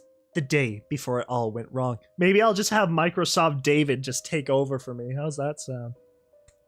You can read the story for me and then I'll tag in when I have to. Well, geez, you don't have to be so rude about it, Scootaloo. I was just seeing how you girls were doing. Pinkie Pie put a hurt face on a hurt face, though. It was hard to take it seriously while she was balancing a cake on her head. I'm sorry, Pinkie. I didn't mean to snap, apologized the Pegasus filly as she stirred the contents of a large bowl with a wooden spoon. Thanks again for letting us use the kitchen while you were working. It's just that making candy is a lot harder than some pony made it out to be. Sweetie Belle smiled guiltily as Scootaloo glared at her. The Pegasus hadn't known it was possible to burn taffy, but the battle black substance congealing at the bottom of the pan soaking, and the kitchen sink was proof that if it could burn, Sweetie Belle would find a way. He scares me too, but I think that's fitting for the day, right? It's okay, smiled Pinkie Pie, her sunny disposition quickly melting away her cloudy expression. I'll be back here in a little while to help you out. I just have a few more orders to fill and a couple of customers to clean up after, and then we can really get this candy-making experiment underway. So at this time, Fluttershy and Applejack are both dead. And Apple Bloom. Apple Bloom's also dead.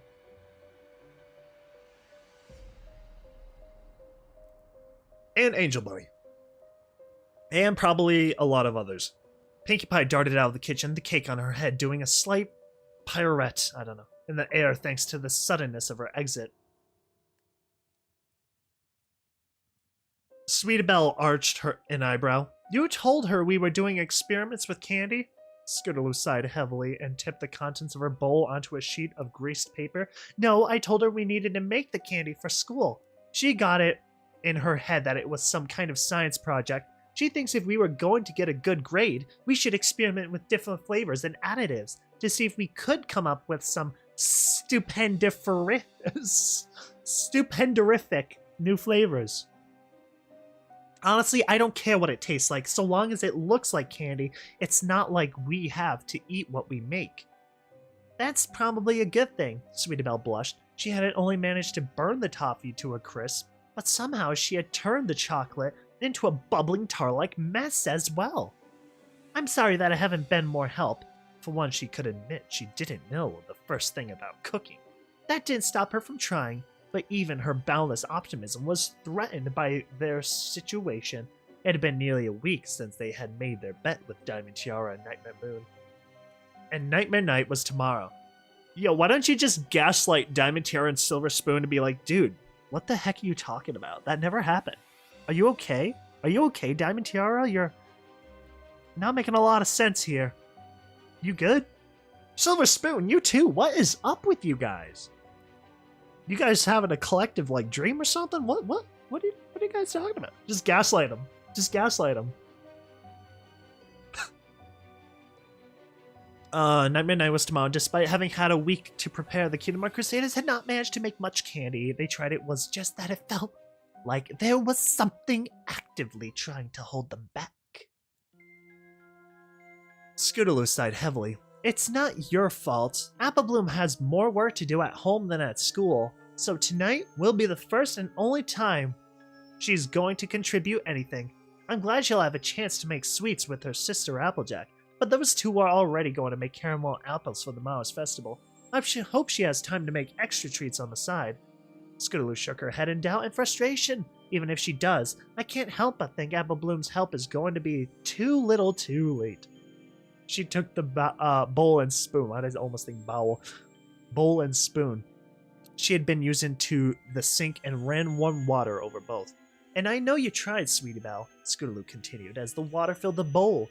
But your attempts to make candy with Rarity were pretty much doomed from the start. With her being so busy selling dresses and costumes for Nightmare Night, you were lucky to make the few pieces you did. She turned off the water and went back to the counter she was working at, wiping a bit of perspiration from her brow. Pity that Rarity insisted they be made with only fresh, gourmet ingredients, and primped and shaped and molded into something that no pony will ever believe came from our trick-or-treating. It was true. The treats Sweetabelle had managed to make looked more like wedding cakes than candy. So really, it was down to Scootaloo. Fortunately, though, she had the least experience with the trying to prepare food. It seemed that Pegasus had a knack for it. I know, but I'm here to help you now, rallied Sweetabelle. Between you and Pinky, you've already made a small amount of candy. We should have enough in no time. The truth of the matter was that since Scootaloo was essentially having to take up the slack for her other two friends, the Pegasus filly was getting a little testy, and perhaps rightfully so. She was, however, getting the job done, though this had all been Sweetabelle's idea, and now she was doing the lion's share of the work. Scootaloo was actually enjoying herself. Working with Pinkie Pie, making treats was actually a lot of fun. That was one of the only things that seemed to be going their way. Pinkie Pie was completely oblivious to what they were actually doing, and even if she did find out, Scootaloo wasn't sure the mischievous pink pony would care. Just to be on the safe side, they'd kept her from seeing the book pages that Scootaloo was using for most of her recipes. It was going to be a close thing, but if Scootaloo kept at it, they should have enough candy to win the bet and finally put Silver Spoon and Diamond Tiara in their place. Hi, folks. Ooh, Candy Mare costume? That sounds sick. Yeah, well, hand me that bag of granulated sugar, would ya? Asked Scootaloo, as the two fillies continued making one semi-edible treat after the other.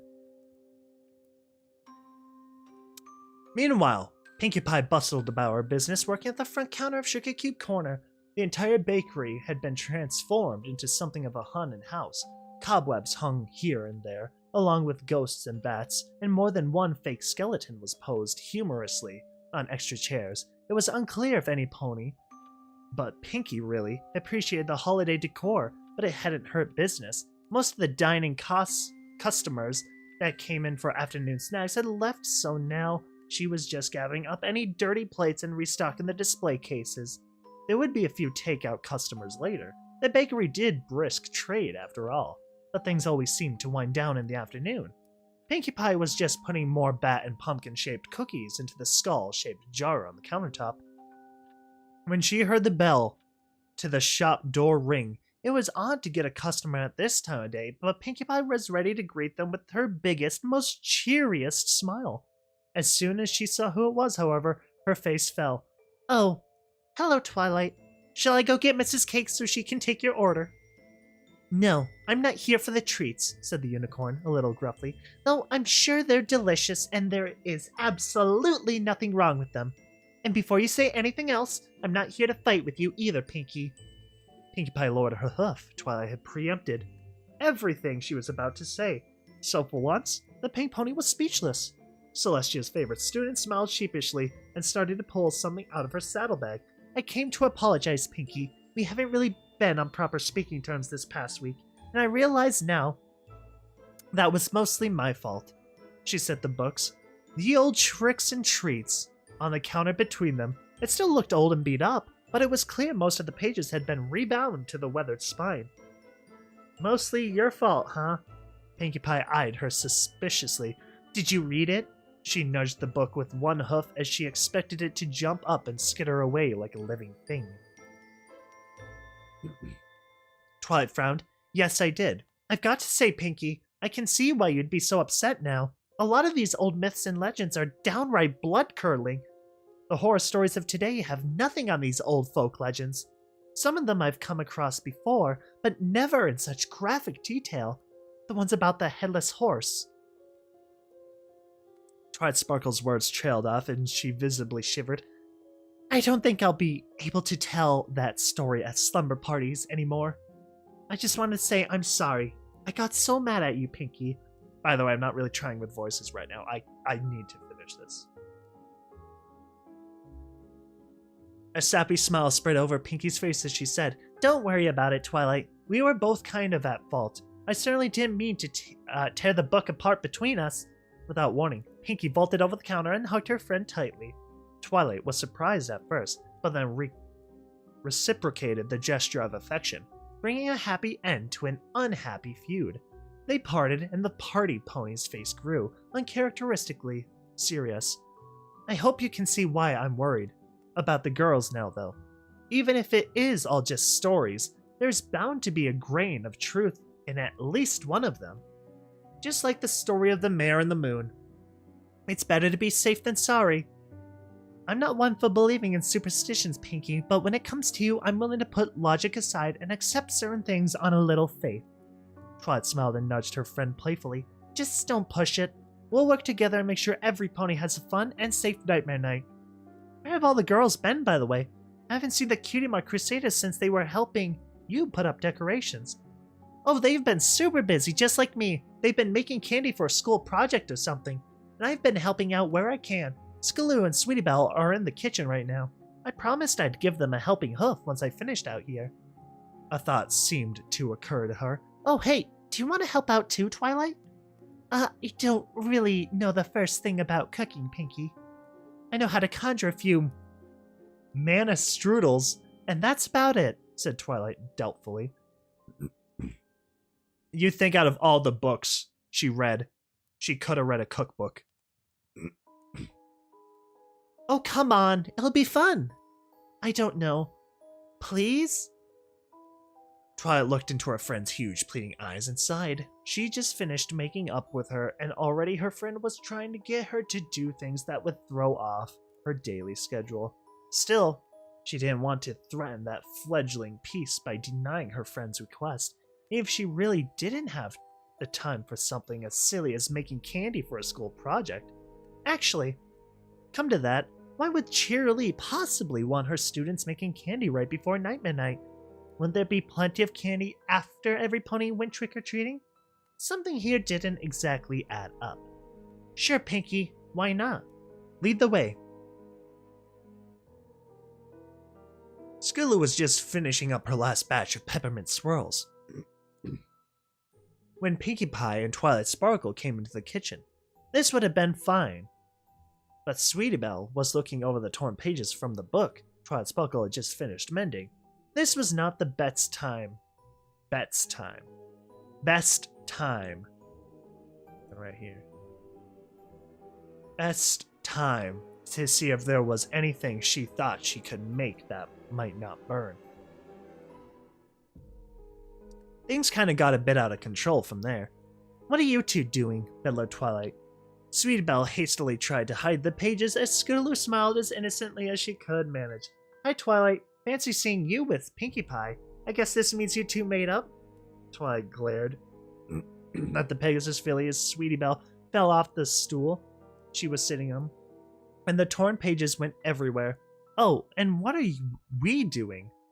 Just making candy for a school project, right, Pinkie Pie?" One of the pages landed gently in front of the pink pony's hooves. Pinkie Pie was not smiling. "Is that what you're doing, Scootaloo? Because to me it looks more like you're using up Mr. and Mrs. Cakes to supplies to win the bet you made with Diamond Tiara." Uh-oh, Pinkie's upset. Villain arc time. "And using stolen property from the Ponyville Library to do it," finished Twilight Sparkle. Hold on a sec. As she used her magic to gather up the torn pages from ye old tricks and treats. I knew that there were some pages missing, but I thought they had either crumbled to dust or had gotten lost in the library. How could you girls take these pages without permission? The pair of fillies looked down guiltily. "We're sorry, Twilight, but Diamond Tiara always cheats at these sorts of things. We just thought we'd even things up. We didn't mean to hurt any pony, I promise. We were gonna give the pages back. And Sweetie Belle, just not before Nightmare Night." "You lied to me, Scootaloo?" asked Pinkie, the slight twitch of her lower lip showing she was clearly hurt. "Well, all I ever said was that we were making candy for school, which was true. We thought Diamond Tiara might finally stop bullying us if we could beat her just one time." Even as she said it, she could see that the answer was not good enough for the pouting pony. "I'm sorry, Pinkie Pie. We should have been honest from the start. I guess we just weren't thinking straight." "I'll say you weren't. When your teacher hears about this, I'll bet she'll..." Pinkie Pie put up one hoof over Twilight's mouth before she could finish speaking. She seemed to be staring at the pages as they floated in Twilight's magical grasp. Her eyes narrowed. "Did you make all the candy this week from the recipes on these pages?" asked Pinkie seriously. "Well, most of it, yeah. Why?" asked Scootaloo, perplexed. She had expected the two older ponies to be chewing them out, not asking questions with obvious answers. "Oh, this book is that one mad scientist candy chocolate maker person, isn't it?" "Twilight, we need to gather up all this candy and take it to Nightmare Moon's statue, now," said Pinkie Pie, suddenly alarmed. Twilight looked as confused as the girls did. "I don't really think that matters right now, Pinkie. It's the only thing that does matter, Twilight, because I think I know what story these recipes come from." The pink pony quickly moved into action. She tipped the unfinished treats Scootaloo had been working on into the wastebasket and started going around the kitchen, gathering up the sugary candies and snacks from the pantry. "What's the title on the first of those 3 pages?" It took a moment for Twilight Sparkle to sort through the pages. She knit her brow as she read clearly, thinking this was all more Pinkie Pie's silliness. However, when she found the page in question, her face paled. "The Candy Mare," she whispered. Twilight dropped the ancient pages carelessly and scrambled to help Pinkie Pie. Scootaloo and Sweetie Belle sat where they had this entire time, watching the two older ponies freak out as they gathered up all their hard work. They were used to seeing Pinkie do strange things with frantic energy, but watching Twilight snatch up every last piece of candy corn as if the fate of the world depended on it was a disturbingly sight, to say the least. I can't talk. Sweetie Belle and Scootaloo shared a glance. The white unicorn shrugged. The white unicorn shrugged. She was as clueless as Scootaloo. Who or what exactly is the Candy Mare?" The two older ponies paused in their frenzy long enough to glance at one another. A silent question passed between the two. Pinkie Pie nodded and continued gathering treats. Twilight cleared her throat a bit nervously and began to tell a story. Once upon a time, in the land where ponies lived and played before the founding of Equestria, there was a filly who dreamed of nothing more than seeing the castle where the noble unicorns lived. But the filly was the daughter of poor earth ponies, and their lot was to farm the land, even as the enchanted winter of the Wendigos withered their harvest and choked their fruits on the vine. Despite their hardship, the tiny family was happy, for the filly blessed her mother and father with smiles and love that helped them bear their burdens. The filly's father, knowing of his daughters, wished to see the castle, made arrangements with the business partner to allow her into the city for one day, and one day only, for in those days, earth ponies could only be in the city on business. The filly was delighted when her father told her the news. She was even more delighted when she beheld the castle town. She wanted to see everything, to take it all in, but her father still had business to do, so they met with his partner. Now, Lemon Drop, the unicorn, was the owner of the candy shop in the castle town. Though the children loved him, they didn't know that he had a twisted heart. Lemon Drop didn't understand children, and he couldn't taste anything sweet, only sour. He made his living on recipes his grandmother had written down, but he could never get the flavors quite right. Slowly, he was losing money. Soon, he would lose his shop. But Lemon Drop had a twisted heart, as I said, and he had formed a twisted plan. In those days, no pony cared if a pony from one of the other tribes disappeared, and it wasn't hard to entice earth ponies to bring their children to see the city. He would let them come into his shop and eat his sweets. Then he would kill their parents and spirit the fillies and colts away, forcing them to eat all of his strange and twisted attempts at making better candy. A similar fate was to befall the happy filly of our story, and her father, when they visited Lemon Drop's shop, a similar horrible fate, yet different in ways too terrible to imagine, for those children whom Lemon Drop often stole away would shortly die, unable to live on candy alone. But this little filly, with her heart so full of love for life, did not. She lived, and lived, and lived. Right, has my guy ever heard of taste testing before? You ever hear of a free sample?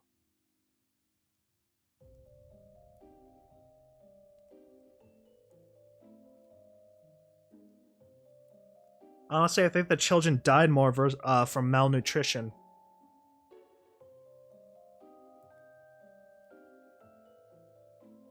A breakthrough. It is astonishing to say the least, but I know that all my hard work has finally paid off. The current subject's body grew stiff and still after introducing new batches of confections laced with preservative spells and trace elements of alchemy. I thought to have run into another failure, another brick wall, but shortly the subject awoke with the most delightful fit of laughter. Thump. While it was true she was babbling something about having a bad dream, the subject was absolutely begging to try various batches of candy, both new and old. The subject has been eating non-stop for hours with every sign of realizing my candy craft. I will need to research why the other subject failed to survive this round of testing, while the current subject seems to be thriving. But for now, is all I can do to keep her hunger satisfied. Thump. The sound in the background of this recording is the subject throwing herself at the walls repeatedly. I was worried at first she might injure herself, as some of the other subjects had attempted before her, but she seems too calm whenever she is fed. All she wants to do is to eat my candy. I've never seen such an appetite for what I have to offer.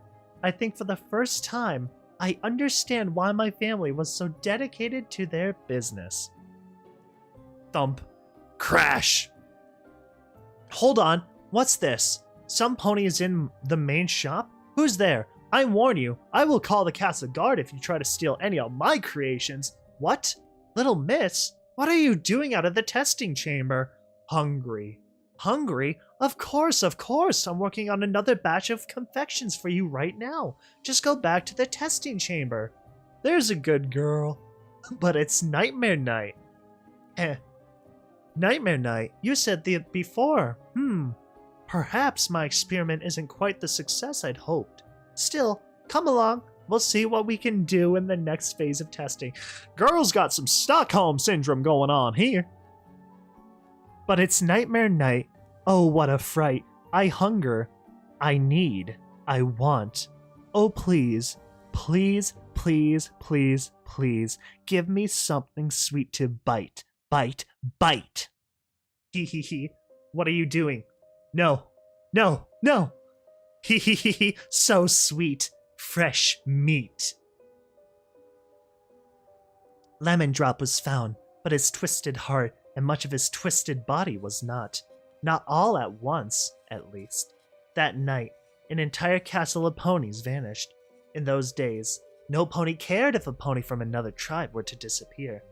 It wasn't until the next day, when the Earth ponies came to make their daily deliveries, and one particular mother came looking for a daughter and husband, that the grisly discoveries were made. There was no real explanation, but whispers began to spread through the various tribes of a monster that begged for treats, but was more than happy to feast on the flesh of pony kind. The creature haunted the edges of society, hiding in the depths of dark forests and bogs. It was said it would lure children away if it had the chance, never to return. It was worse one night out of every year, the anniversary of the unicorn's disappearance. Soon, the tribes came to call it the Nightmare Night. Parents would disguise their children and themselves in costumes on that night and leave piles of treats outside of their doors, hoping and praying to fool or please the monster.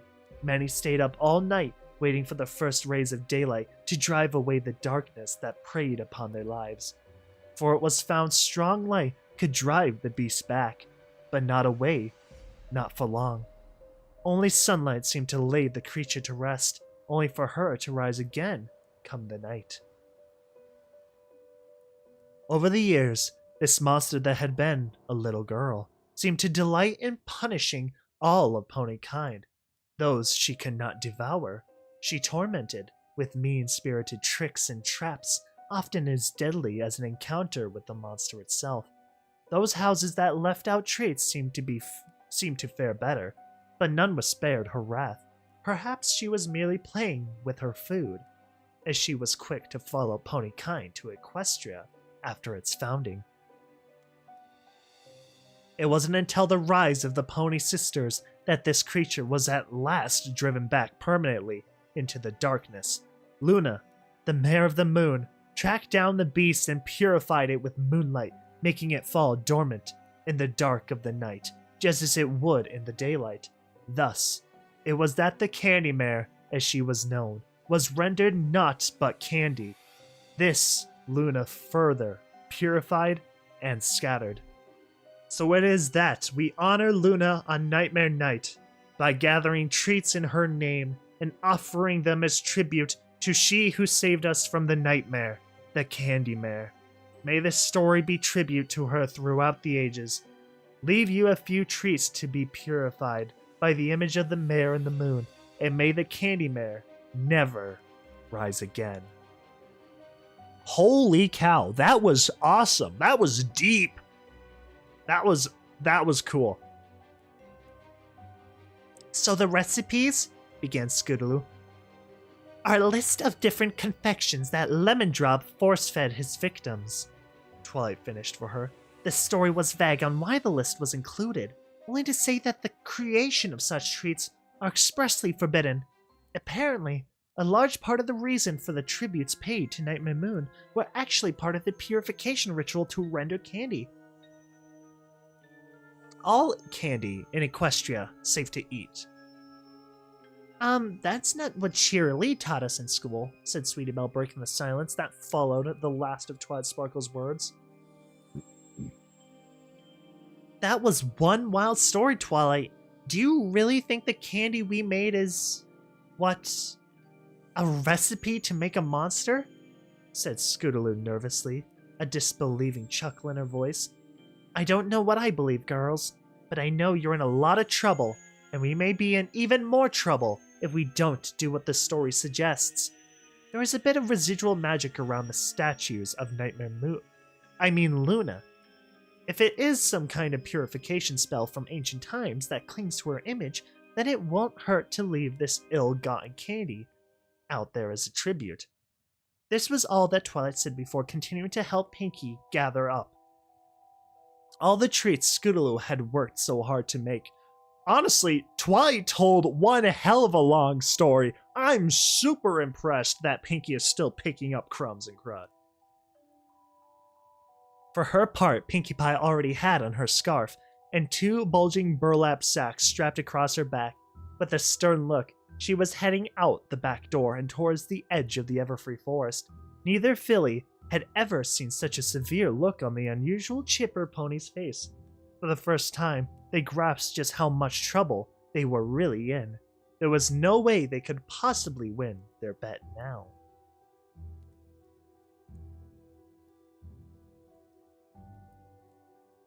Have you noticed that it's always kind of dark here? Asked Pinkie Pie in hushed tones as she and Twilight drew near the statue of Nightmare Moon. The trees seemed to shift back and forth against the purple hues of the oncoming twilight.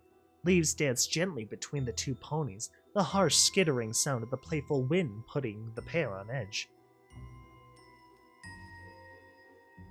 It's just because the Everfree Forest has such dense foliage, it absorbs much of the light from above, even though we're only at its edge, responded Twilight Sparkle, though a little less confidently than she normally would. It was true that the forest was thick, even in autumn, but the sky above the statue always seemed to be choked with dark, forbidding clouds. Even when the rest of Equestria was enjoying a sunny day, there was an air of magic and gloom here that always seemed slightly out of place, save during the darkest of nights. Twilight Sparkle hadn't thought about it before, but it did seem odd that there would be a statue to Nightmare Moon here. She was a creature whom many ponies had feared in the past, even when she was locked away as the Mare in the Moon.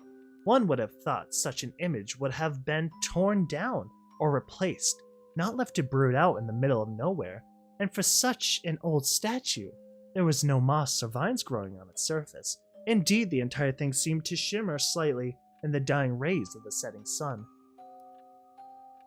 I don't know about all this, Twilight. All I know is I want to get rid of this creepy candy and get back home. This place is giving me a bad case of the twitches. Pinkie set down her bags of candy before the statue of Nightmare Moon and retreated out of the way so Twilight could do the same. It wasn't until the unicorn had set her bag before the image of the Princess of the Night that Pink Pony breathed a sigh of relief. Well, I guess we better go give Sweetabelle and Scootaloo a lecture, said Twilight, a bit uncertainly. A slight shift in one of the sacks of candy caught her eye. It almost looked like something was moving inside the bag. But that was a silly idea. She was about to mention it to Pinkie when a sudden peal of thunder rumbled nearby. Looking up, the pair of ponies noticed the sky was turning pitch black over the Everfree Forest. The forest often had its own wild weather patterns, untamed by Pegasi, as the rest of Equestria's weather was. It seemed that while Ponyville behind them was settling into a calm, if foggy night, the Everfree Forest was in for a downpour. The wind began to howl mournfully around the statue of Nightmare Moon, as forks of brilliant lightning licked over the sky in long, skeletal branches. The wind turned bitterly cold. Pinkie Pie's teeth started chattering like mad. Yeah, great idea, Twilight. Let's get to lecturing. The Pink Pony grabbed her friend suddenly and ran so fast from the small clearing that there were little more than a streak of pink and purple behind them. The contents of the bags of candy shifted again. Perhaps it was the fortunate that only ears present were made of stone, for the sound of childish laughter might have frozen the blood. and stopped the heart of a more fleshy creature. A pale mist rose from the ground, and as it enveloped the clearing, the statue to Nightmare Moon was struck by a thick bolt of orange lightning. The statue was completely destroyed, yet, as the dust cleared, something stood motionless in the smoking crater that was left behind, surrounded by empty bags, something that smiled. Hungry. Hungry. Oh, what's up, folks? Happy Halloween to you all as well. So, you know what? Part of that chapter, when they were going to, like, the Statue of Luna, that reminded me of, like, every movie ever, right? You go to confront, like, the bad guy, right? You go to get rid of it, but then it's like, suddenly, oh, wait, something's not quite right. We forgot something. It was like, you know there's got to be 2 encounters with the boss, you know? You gotta confront the horror movie antagonist at a bare minimum twice after this point, right? There's gotta be one big grand finale. You thought you killed them? Nuh-uh. No, you gotta do it one more time.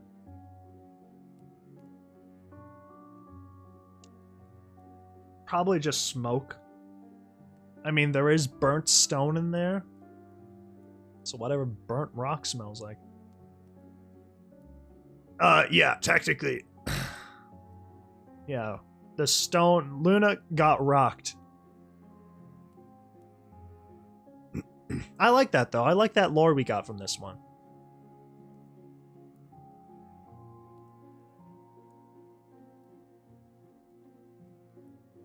Oh my god. 6,000. Oh my god. I'm gonna lose my mind. I need to finish this. Trick or treat, Nightmare Night. Oh, what a fright. Nightmare Night, what a fright. Ba ba, sweet tooth bite. I can't believe we have to tell Apple Bloom that we've been forbidden from trick-or-treating, shouted Skulu in exasperation. Calm down, Skulu, it's not so bad, comforted Sweetie Belle. It's bad enough we have to help Spike pass out candy at the library, but I don't think I can handle seeing the look on Apple Bloom's face when we tell her we can't even collect a single piece of candy for ourselves. Don't worry about her anymore. She's out of the picture. Skulu propelled herself along the dirt road half-heartedly on her scooter, the dejected look on her face mirrored by Sweetie Belle as she walked beside her. It was a strange picture on a sunny day, especially as the pair were wearing costumes. Scootaloo was dressed up as Mare Duel, though she wasn't wearing the mask right now. Sweetie Belle was wearing a robot costume, made out of cardboard boxes. Rarity's material had come in. She'd made it herself, and she would have worn it proudly if it weren't for their current circumstances. At least we'll be able to spend Nightmare Night together, said the unicorn filly, trying to cheer up both herself and Scootaloo unsuccessfully. Rarity had been pretty mad when she found out that the decorative delicacies she had crafted were not only made for the purposes of cheating on a bet, but were also from the recipe book of an apparent filly napping murderer. Look on the bright side. If we don't collect any candy, then that means Diamond Tiara and Silver Spoon won't get any extra from us. When they win the bet, we won't have any candy of our own, but it's only a couple of months until Hearthswarming. Then there will be loads of sweets and a nice long break from school, so we don't have to look at their smug faces. I guess so, said Scootaloo, sulkily as they turned up the drive to Sweet Apple Acres. It was weird, after looking forward to this day for weeks, with a mixture of anticipation and apprehension, to suddenly have Nightmare Night just be another school night. Thinking about it, she had to admit that she ought to be thankful they were still being allowed to participate in Nightmare Night at all. Neither Pinkie nor Twilight seemed to think that they needed to be that severely punished, but there was no way they were going to let them do anything that might let them win the bet now. They just have to sit back and take the teasing from Diamond Tiara and Silver Spoon yet again and enjoy what little of their Nightmare Night they could without trick-or-treating. As they drew closer to the house, moving among the apple trees that were now stripped bare of their leaves, a wave of apprehension washed over the pair. Neither of them noticed it at first, but there were no birds singing. nor any squirrels darting about among the fallen leaves. Everything was still, and there wasn't even a breath of wind. The pair silently walked up to the front porch, neither realizing that they were holding their breath as they knocked at the front door. They stood there for a moment, fidgeting, their costumes suddenly hot and uncomfortable despite standing in place. Finally, Scootaloo lost her patience. "Applebloom, Applejack, are you home? We got something we need to tell you." She pressed her ear to the slightly peeling wood, hoping to hear the sound of some pony coming to answer the door. She didn't know why, but she'd even be happy if Granny Smith answered them at this point. Where is every pony? Maybe they're all already in town, thought Sweetie Belle aloud. A door slammed, causing the pair of fillies to jump as one. They whirled in time to see the door of the barn, not far from where they stood, swing inward on broken hinges. Or maybe they're in the barn. The pair walked the short distance to the big building.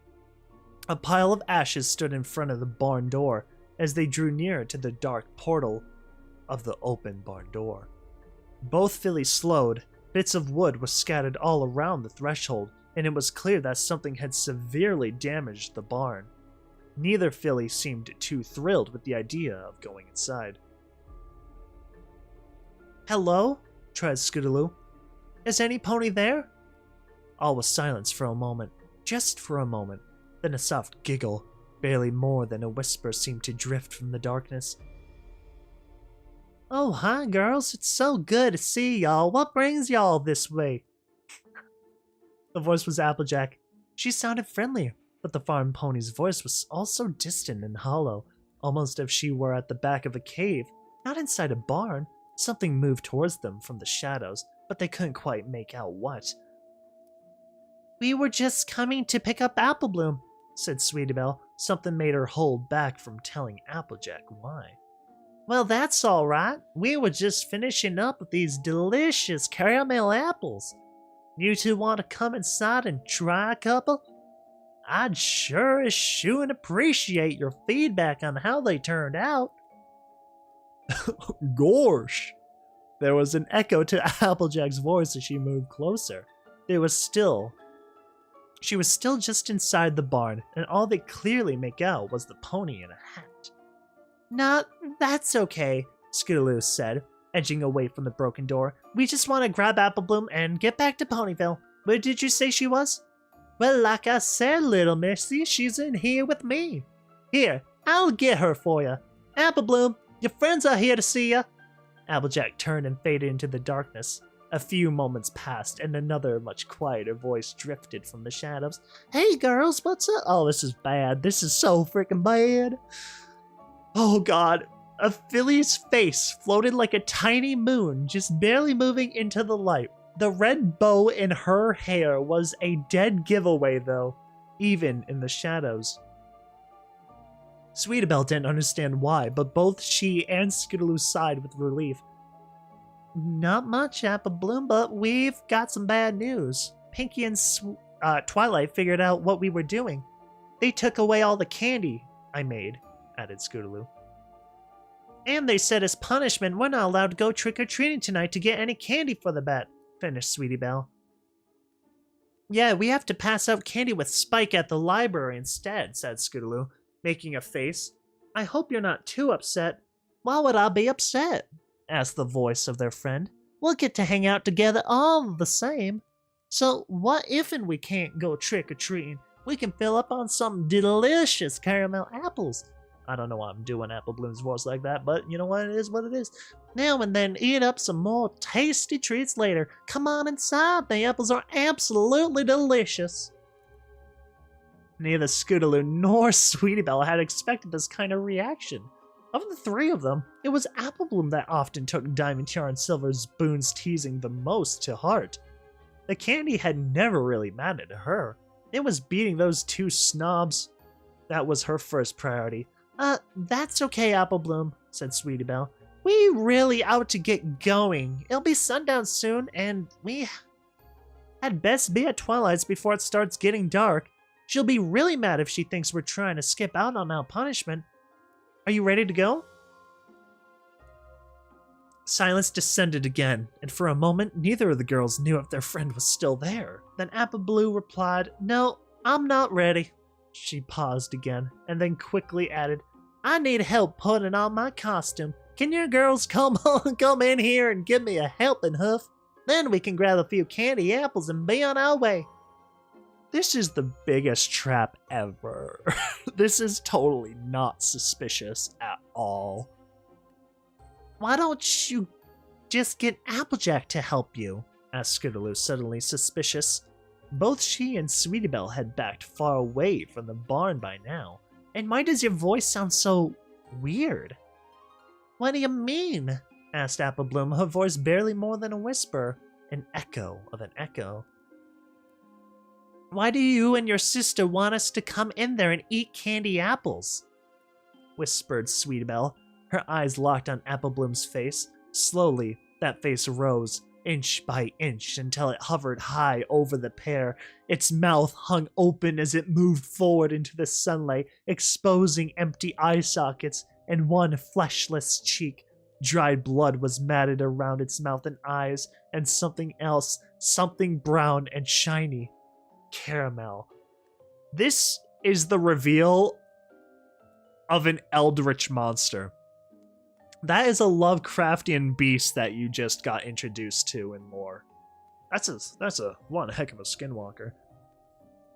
What's the matter with you girls? Don't you like apples? Said Apple Bloom's voice as her grotesque severed head mimed the words. Piercing childlike laughter echoed inside the barn as the head shot out of the darkness and rolled at the filly's hooves. Both girls screamed, backing away from the horrible sight. "It doesn't matter. It's Nightmare Night. What a fright," howled many voices. They swiftly faded to a child's whisper, the hushed tones of promise. "Soon there will be so many sweets to bite." The laughter and the image of Apple Bloom's eyeless skull filled the fillies' minds as they stumbled over their own hooves to get to Scootaloo's scooter. They had to tell some pony. This horror was completely beyond them. There had to be an adult who would know what to do. Scootaloo might not have been much of a flyer, but she could burn rubber, even with a friend holding tight to her waist, tiny wings humming. She and Sweetie Belle were a blur as they roared down the road back to Ponyville, trying to outrun the setting sun and the memory of what they had just seen. Twilight was squeezing into her Nightmare Night costume as the first trick. That was horrible by them. That is absolutely awesome scene to envision in your head. Just some ominous little portal. Totally natural.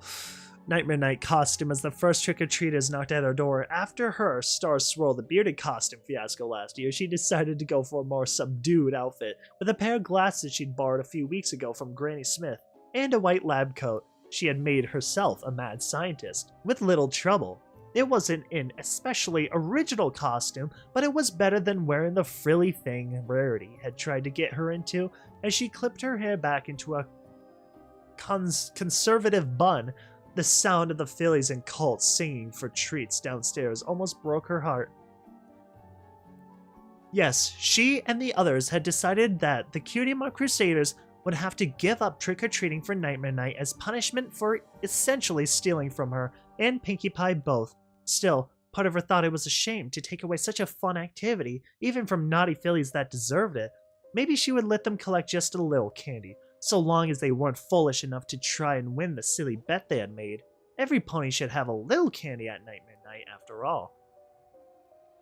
A commotion from downstairs almost made Twilight stab herself in the ear with a hairpin. Can't talk anymore. She leaned over the railing to see Spike, dressed as a knight in shining armor, struggling with hairy beast for possession of the candy dish. "Pinkie Pie, are you crazy?" yelled Twilight when she realized the monster had smiling pink face sitting in the middle of its mouth. "Nah, I'm a puppy. Well, technically, I guess I'm also hungry." Pinkie in her dog costume looked down at the dazed and confused Spike, who was sitting with a half-empty candy dish. "Sorry, Spike. I guess I got a little carried away. Just trying to stay in character, Ruff." "The character of a dog?" asked Twilight. "No, a puppy," grinned Pinkie Pie, wagging her tail back and forth as if for emphasis. Hey, great dentist costume, Twilight. That would scare a few candy-chomping trick-or-treaters for sure. Dentist costume. I'm a mad scientist, said Twilight, putting a hoof to her forehead. Her plan to go for a simpler costume had backfired on her already. Oh no, why are you mad? Is it because you've got a headache? Asked the pinky puppy, tilting her head to one side just then. A screech filled the night, followed by a cloud of dust that washed into the library. Spike, Twilight, Pinky, and the other trick-or-treaters all descended into coughing fits. What's going on? Demanded Twilight between coughs. Before she knew it, two fillies were hugging her tight. She almost broke loose of their grasp, but stopped when she realized it was Sweetie Belle and Scootaloo. Both of them were shivering as if it were the middle of winter. Something had scared the daylights out of them. Oh, Twilight, it was horrible!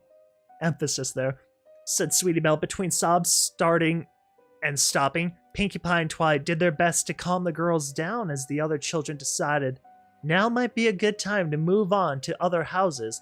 It took away, but slowly, what remained of the Cutie Mark Crusaders relayed what happened at Sweet Apple Acres to Pinkie and Twilight. Neither pony understood what the fillies were talking about until Scootaloo told them about Apple Bloom's half-eaten head being hurled from inside the barn.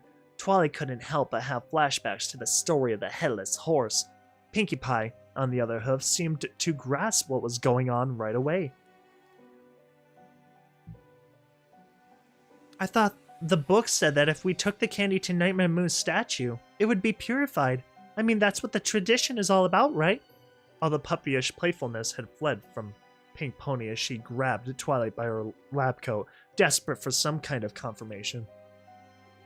I don't know. That's what it sounded like, the story meant to me.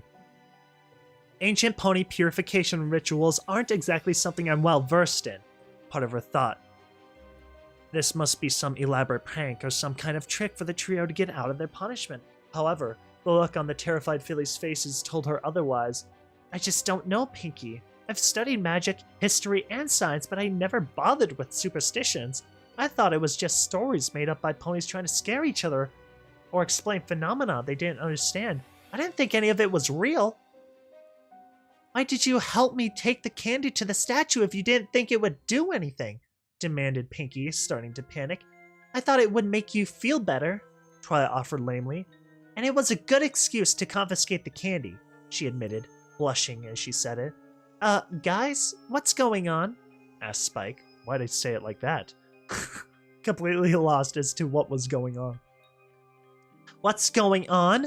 What's going on? I'll tell you what's going on. The 1,000-year-old spirit of Nightmare Night is alive and is coming to gobble us up, screamed Pinkie Pie, rising slightly into the air before landing, huffing and puffing from how bad she was worked up. Spike just stared at her, then he started to laugh. Huh, good one, Pinkie. You almost had me going. Spike wiped a tear of laughter from his eyes. Hey, Twilight, I'm gonna get some more candy from the kitchen. Some pony just cleaned me out. Calm down, Pinkie. You're scaring the girls. Twilight hugged Scootaloo and Sweetie Belle tight to try to reassure them. She wished someone could reassure them that there's going to be a logical explanation for this. Sure, Twilight, some pony chopped off Apple Bloom's head and did a ventriloquist act with it. For laughs, Pinkie Pie said bitterly. She shook her head at how stubborn her friend was being. I'm sorry, but we don't have time to sit here while you try to come up with an explanation that makes sense to you. We've got to warn every pony to get off the streets and lock their doors. Nightmare Night is back. For real. And we're the only ponies who can stop it.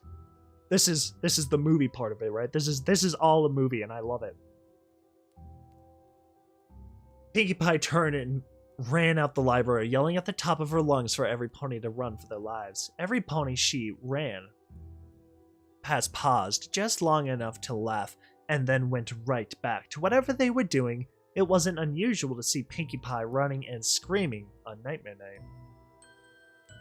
What do we do, Twilight? Should we try to warn every pony like Pinkie? Asked Scootaloo, looking up at the unicorn with soulful eyes. No pony would believe us, given what night it is, said Twilight, despairing. But maybe if we could convince some pony in authority like Mare, I bet she could get the word out. Once every pony knows what's going on, I'm sure we can fix this. Sweetie Belle and Scootaloo smiled slightly. Somehow. Oh my Celestia, I can't believe Daddy dropped us off here to trick or treat. Oh, Daddy, I can't believe you dropped us off to trick or treat. Diamond Tiara was furious. It was bad enough Daddy was actually making her collect her own candy this year, always before he'd have one of his underlings to do it for her. But tonight, he was making her go to door at shops he did business with. These stupid little mom and pop shops were so cheap, they didn't even have real candy on offer. If they had anything at all, it was the little lollipops or mints that they had year-round for ponies who were shopping with their foals. She almost felt like ripping off her fairy princess costume, wings and all, and marching home. Calm down, DT. It's only a few hours, and then we can head back to our side of town like last year, said Silver Spoon, trying to calm her down. She was also dressed as a fairy princess, however. Diamond Tiara had convinced her to leave her wings at home. They had been larger than Diamond Tiara's, and if she had to put up with trick-or-treating, she wasn't about to have her friends strutting around in a better costume than her. She let her keep her crown, though otherwise, how would any pony know they were both princesses? Then we can get all the candy we want and put those 3 little blanks in their place. This is so tedious. The furious filly wasn't willing to be comforted just yet. I mean, what was the point in getting Daddy to buy all this candy for us if we still have to go door to door? Let's just get this over with. Silver Spoon knocked at the door to Rarity's boutique. Many of the shops they'd been forced to visit so far had either been closed or had somebody out front in a bad costume with a candy dish full of coupons. This was the first shop they'd actually had to knock at. They were about to turn to leave when a voice drifted from behind them. The door. Just one moment. Probably Rarity, unless that's a candy meal. Diamond Tiara stamped her hooves and gave a little groan, and Silver Spoon was shrugged. Just shrugged. They waited. A chill breeze swirled a few wisps of fog along the most deserted street. It had been so empty before. It was mildly surprising when they noticed another filly skipping toward them, dodging and weaving between the pools of light from the street lamps. There was the sound of the laughter of children on the wind. Oh great, thought the snobby fillies as one company. The other trick-or-treater drew closer, giggling the entire way as she skipped up the drive towards them. As she came into the half-light spilling from the windows of Rarity's boutique, both fillies took an involuntary step backwards. The newcomer was covered in candy. From her head to her hooves, every last part of her head had a shimmering, shining wrapper of sparkly sugar coating. Even her mane and tail looked like they were made from red and black licorice.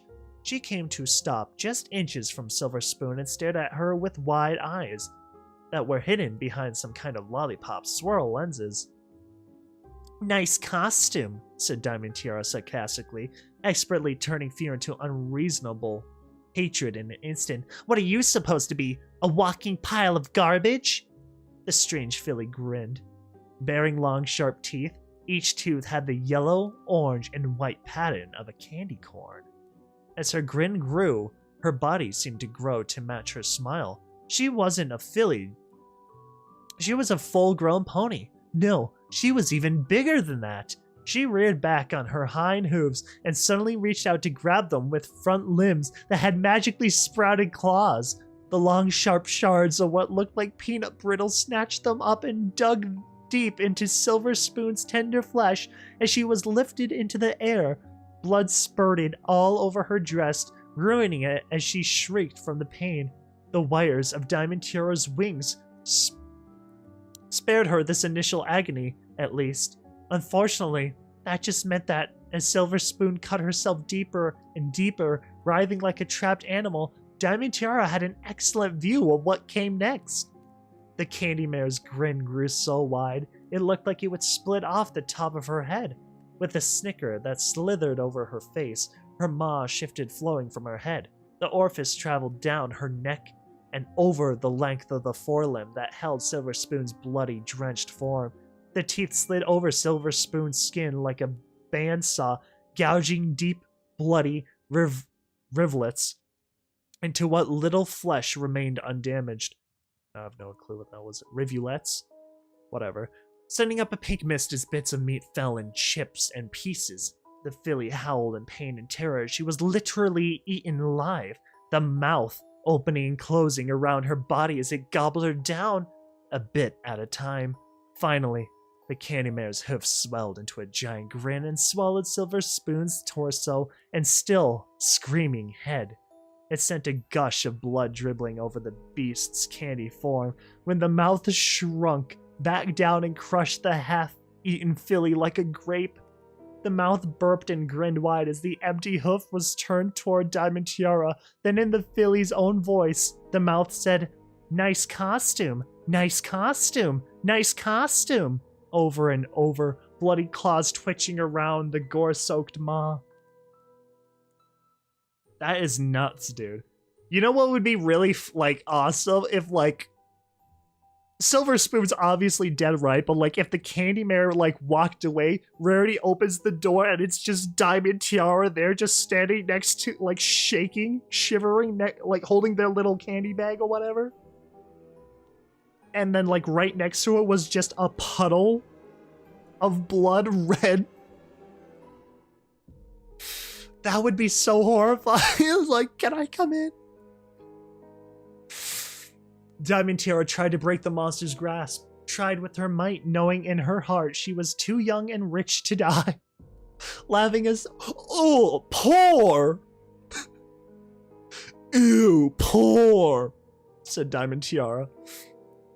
Laughing, a second mouth opened in the palm of the hoof that held her, taking several bites out of the filly's back as she struggled and squealed, blood gushing from her as it had from her friend. Something gave way, at last, and she dropped from the monster's grasp. She thought she had done it, gone away, managing to slip out of the blood-soaked wire that had become her fairy wings.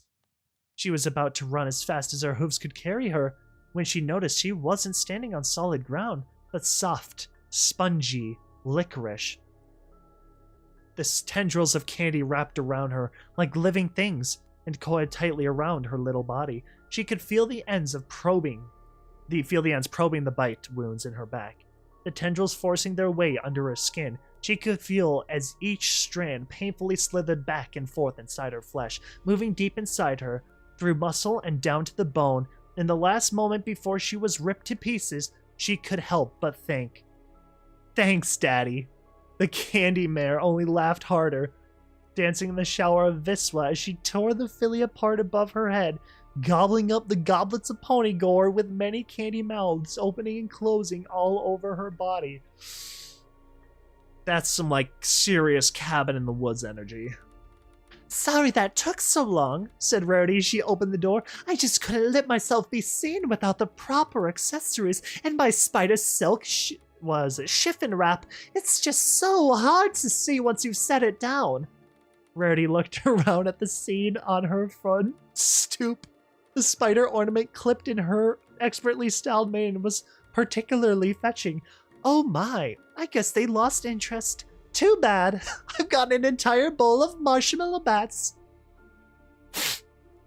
And so far, no pony has had the patience to take one." Rarity frowned slightly. She noticed a single beautifully wrapped piece of candy sitting on her step. Usually trick-or-treaters took candy. They didn't leave it. Still, it would be a shame to let it go to waste.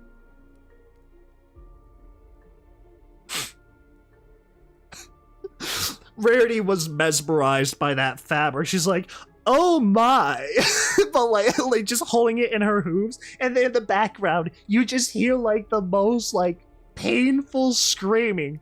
You're hearing the screams of somebody being murdered by a chainsaw and crud, and then Rarity's just holding this silk not even 2 rooms away, and it's this is the most beautiful thing. Meanwhile, you got little Timmy in the back screaming to the top of his lungs.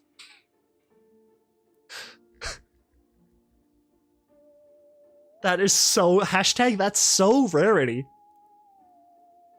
Looking at back and forth up the row, she grabbed the candy with her magic, then turned and went back inside. She couldn't see the lone trick-or-treater skipping merrily away in the thickening fog, nor the bloodstains that trailed behind her as the street lamps flickered off one by one. I know, it's a mark, a sign to come back.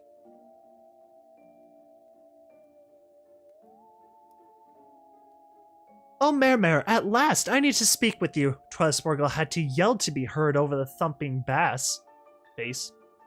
Ponyville costume dance contest was in full swing, and the mayor was sitting on stage, watching every pony dance. Twilight wished they hadn't gotten Vinyl Scratch, the famous DJ Pone 3, to MC for the celebration.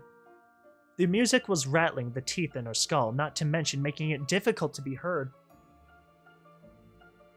Good evening, Miss Sparkle. What a lovely dentist costume, said the mayor. She was dressed in the same clown outfit she wore last year, the rainbow wig hiding her hair, though her spectacles was still perched on her red clown nose. I'm not a... Never mind. I need to speak with you. It is extremely urgent. Twilight leaned in as close as she could, both so she could be more easily heard, and to keep anyone nearby from overhearing.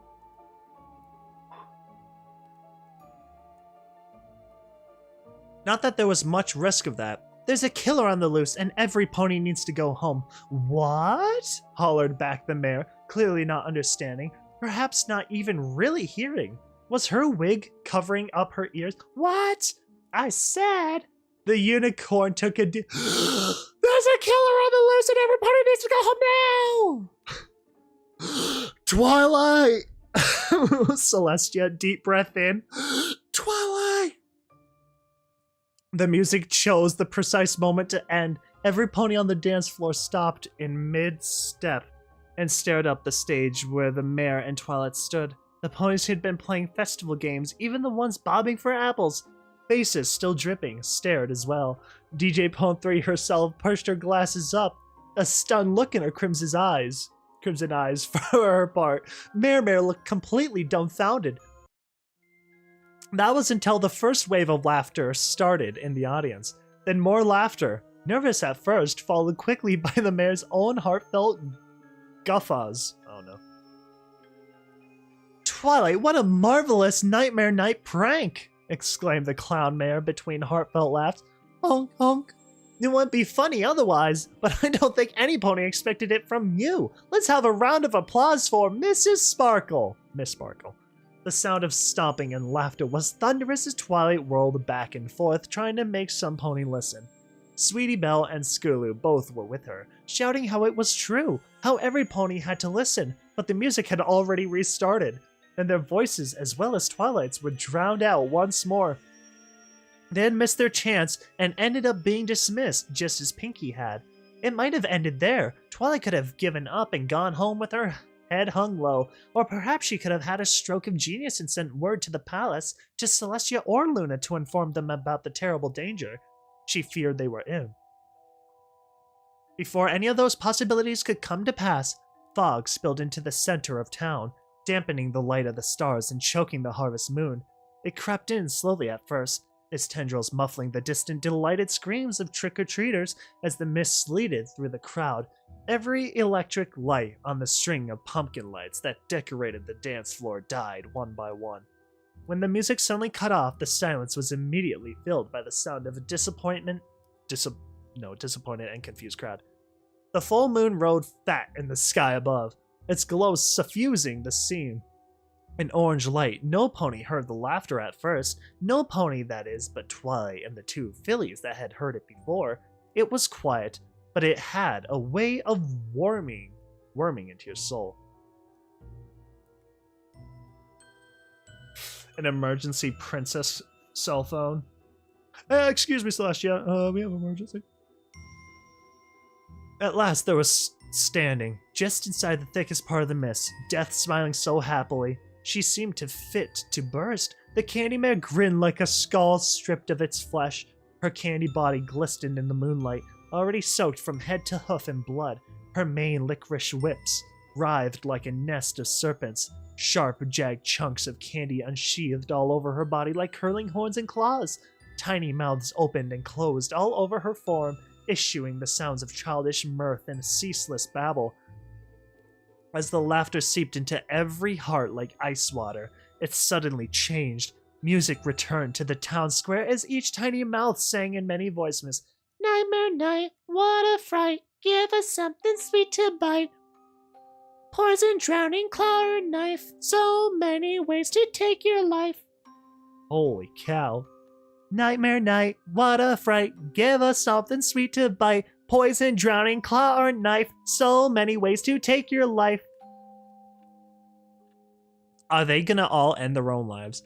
By this point, even the dullest of the crowd had a good look at the mare made of candy. They took in the multiple mouths singing all over the creature's body, the blood-stained teeth and the claws, and the look of pure madness in her candy eyes. It was almost enough to start a panic, but there were still those waiting for the joke. Nightmare Night had never been this frightening. Surely this was just some magic trick at play. A single tendril of licorice reached out and snatched up a cute little colt. Was his name Pipsqueak? With a flick. What? Was his name Pipsqueak? Well, it's not anymore. With a flick of candy claw, it was impossible to tell. His flesh was unzipped from his belly to his throat, and in a single swift motion, his hide was torn from his flesh. That is Silent Hill right there. That is a Pyramid Head reference. Leaving only meat on his tiny bones as his guts splattered on the dance floor. He twitched and squealed in agony, feeling the cold autumn air stabbing him from all sides like knives. The brain inside his fragile skull went into blessed shock rather than deal with the pain. Fortunate as the candy mare chose that moment to hold his dripping form over her eager mouth, she began to slowly sucking the meat off of his bones, showing every sign of relishing the taste, before worrying the tiny coil of intestines that spilled from his abdomen. At a certain point, a sufficiently large gathering stops being a group of individuals and becomes a single complex organism. Crowds are like that. A perfectly calm, rational being in other circumstances can become a frothing hate monger in the wrong company without ever really realizing it. Other times, an individual who would otherwise be outgoing in the life of a party can become somber and morose in gathering of mourning individuals. This effect varies in strength, of course. Sometimes the organism is lethargic, others it is almost painfully alert. A crowd can be slow to action, and then there are other times when the mood can switch in an instant. In this instant, the panic was immediate. An ancient fear gripped the crowd in talons of pure terror, and more than little madness entered every eye as the crowd began to stampede. Listen, I'm just gonna be honest. I think panicking is the most appropriate thing to do in this moment. You know, when you're up against a giant candy meat monster, I mean, this thing grows new limbs like it's Tuesday. It wears faces, for crying out loud. It chucks heads like... This thing's got a lot of tricks. How did this thing become so powerful? Super interesting. I really like this story. Ponies ran in every direction, trying futilely to get as far away from the monster that had come into their midst as possible. They trampled one another in their attempts to flee. As the decorations and festival stands were knocked over, more and more ponies became tangled up in the wreckage, or were literally crushed beneath the hooves of those who were trying to clamber over their prone forms. More and more of them became easy prey. From up on the stage, Twilight could see that many citizens were stomping one another to death in their crowd crush. Struggled to escape from a fate they had never imagined. They killed one another in their eagerness to stay alive. It was a scene out of a nightmare as the creature with the candy corn grin went to work. A group of ponies found their heads forced down into the tubes for the apple bobbing. Licorice rips wrapped tight around their necks. Their bodies spasmed and thrashed and they drowned. Their hooves, well, that's honestly in this case probably a peaceful way to go out. Their hooves still on dry land. Others less fortunate were being corralled into mouths that gaped all over the candy mare by long arms of living candy covered in snapping and flashing claws. Some ponies were torn to pieces. Some unicorn has to know a combat spell. Somebody shoot lasers. Where's the pew-pews? Covering and snapping. Some ponies were torn to pieces before being grabbed, while others were swallowed whole. The least fortunate were those who found themselves at the mercy of the whirling saw-like structures of candy corn teeth. Bits and pieces of their bodies littered the dance floor as they tried desperately to drag themselves away, abandoning their amputated limbs, some having only their torsos for locomotion. It wasn't long until blood didn't just smear the dance floor, but actively began to puddle, then to flood. All was confusion as ponies slipped and slid in the darkness and fog. Twilight turned to the mare. Mare's face had gone pale beneath her makeup, and her eyes held the distant look of some pony in a trance. Perhaps she had been driven mad. There would be no help there.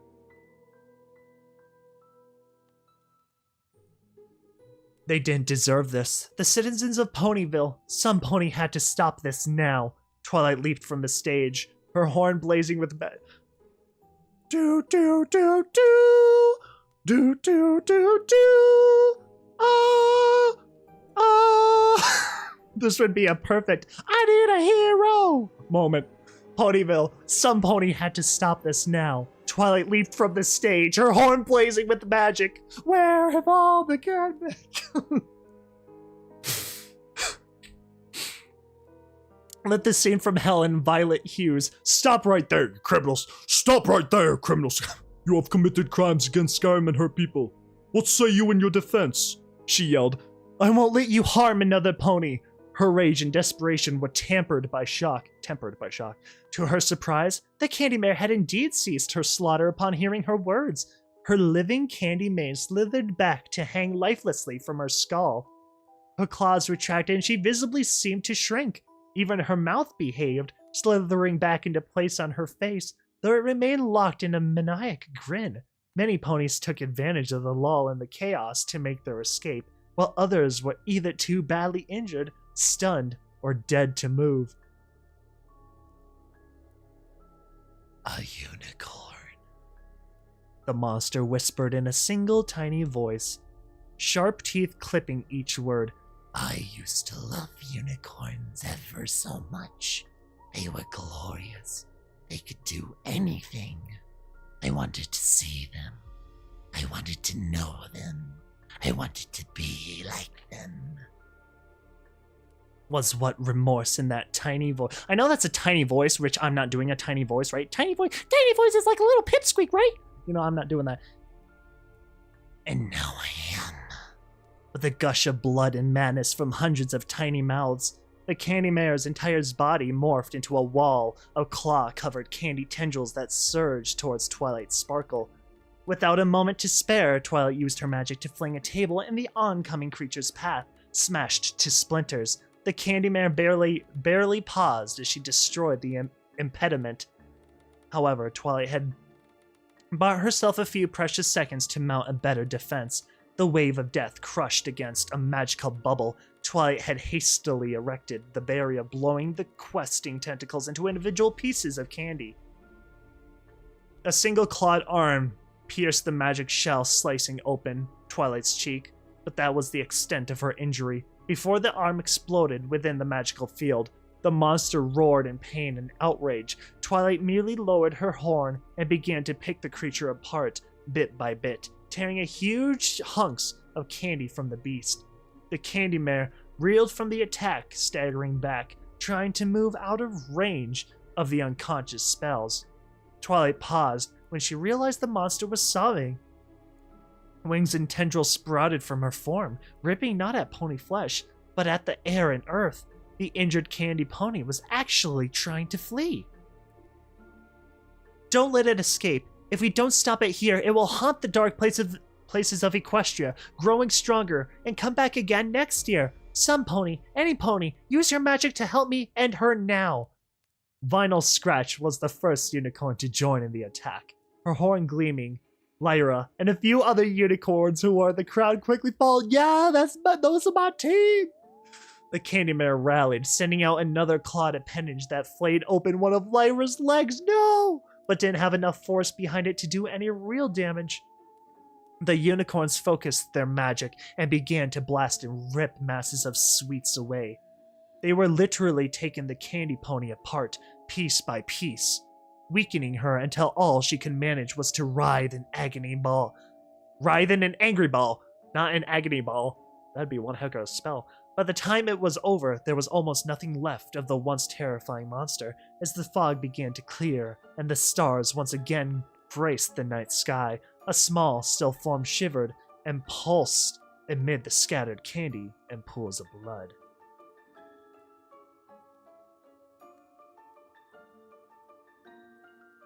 This is the second time a unicorn has tried to kill me.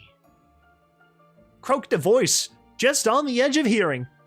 The shriveled creature, Philly-sized chunks of candy falling from her body, rose to its hooves. He smelled a lot like you.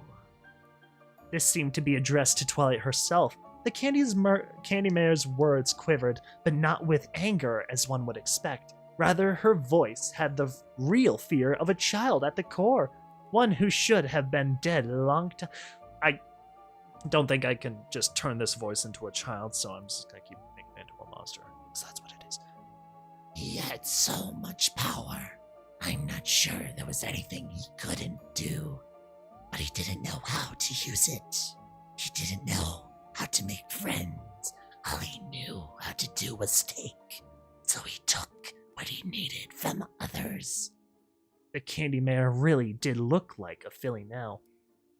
One that was nothing but skin and bones, its face in shadow. I don't want to give it a child voice. I don't know how to do that. Anyway, fine. Their friendship, their families, their lives. He just took and took and took. He never gave. The candy filly moved in a series of jerks, as if she couldn't make her limbs obey her anymore. The tenor of her voice changed.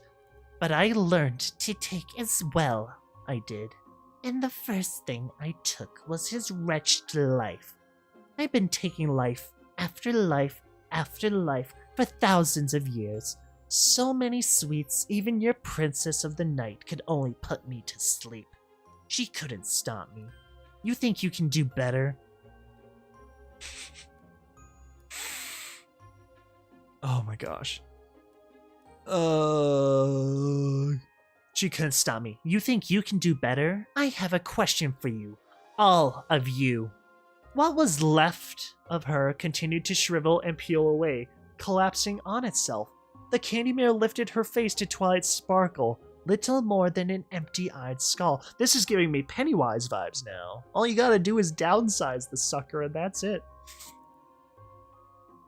Trick or treat? At the question, a wave of darkness lifted up the skull and sent it screaming through the air, trailing wisps of greenish fog behind it, aimed straight for Twilight's face. She had no time to dodge or craft a counterspell, closing her eyes against the maw of teeth that filled her vision. She braced herself for pain of their bite. It was pain that never came.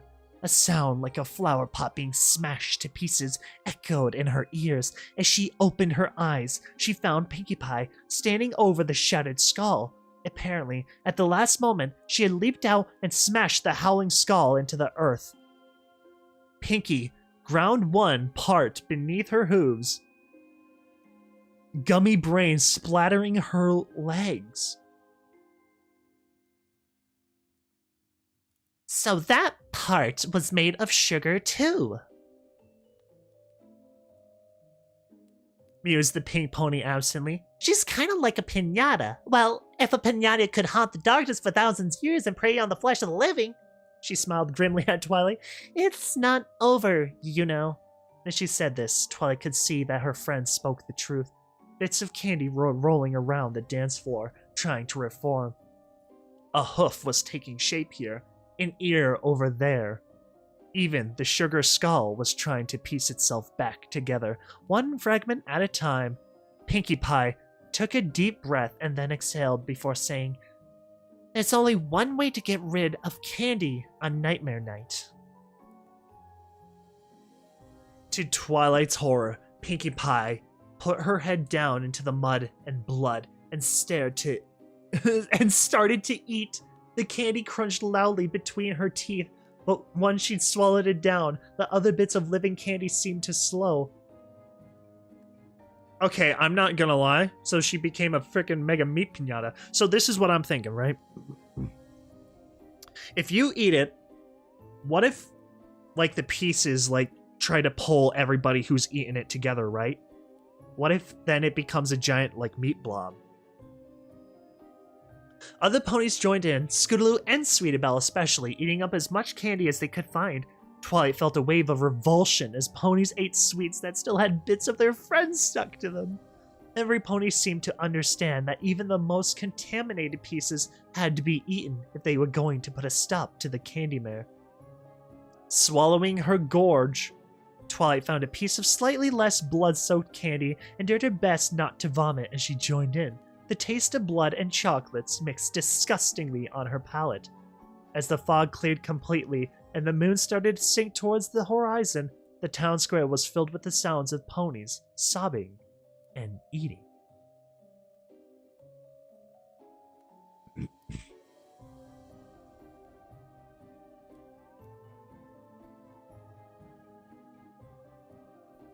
Oh my god. Always check your candy. The witching hour. By the time it was all over, Twilight and her friends were all soaked scarlet. Twilight's once white lab coat was a lost cause, dyed almost completely crimson by the stinking fluids that had gushed from the candy mare and from her friends' dead and broken bodies. She, Pinky, Scootaloo, Sweetie Belle. Oh god, where was I? Sweetie Belle returned to the library together, the ordeal rendering them silent as they walked like robotic automations.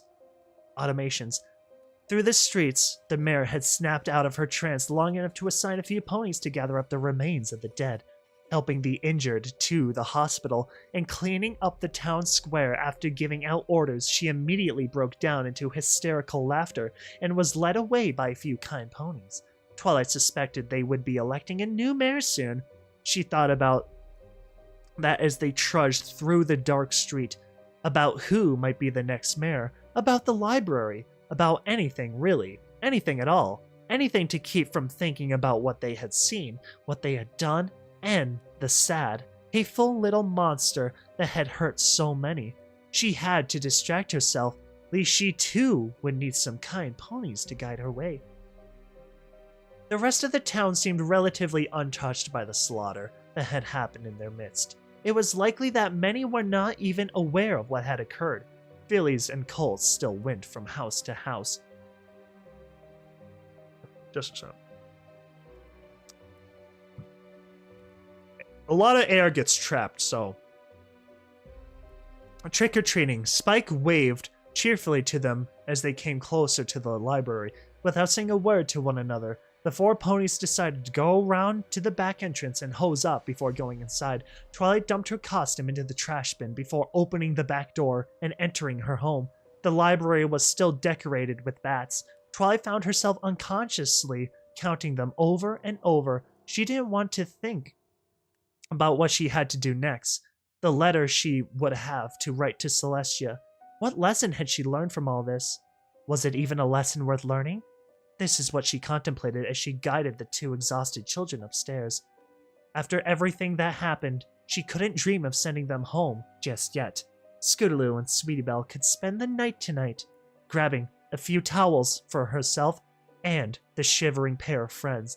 Twilight dried herself and the two fillies off thoroughly before tucking them into her bed. If need be, she'd sleep in the guest bed tonight. Right now, all that mattered to Twilight was that she hold the girls tight as they vented their emotions. They wept over having witnessed so much carnage and the loss of so many friends. Twilight could feel tears building at the corner of her own eyes as she at last allowed herself to think about what had happened, what she had done, what they all had done.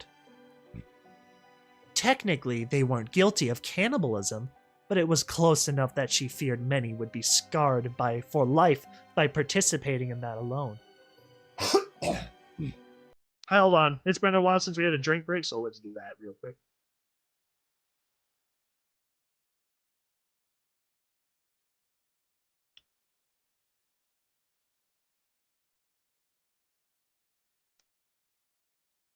Thinking about the faces of all those that they had surely tasted on that cursed candy, Twilight bit her lower lip until it bled.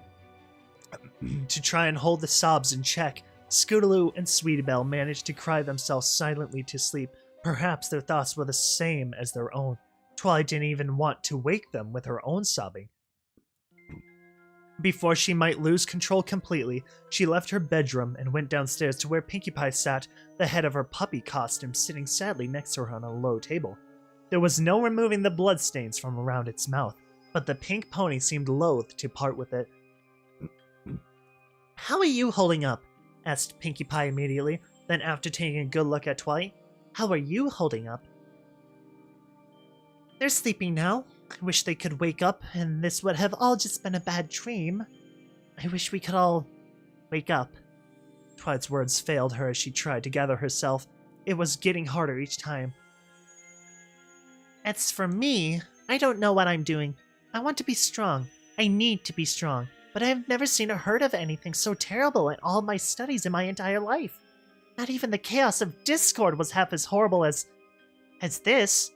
Well, see, the difference is Discord isn't a murderer. He just likes to screw you over a little bit, but he's not going to, like, kill you.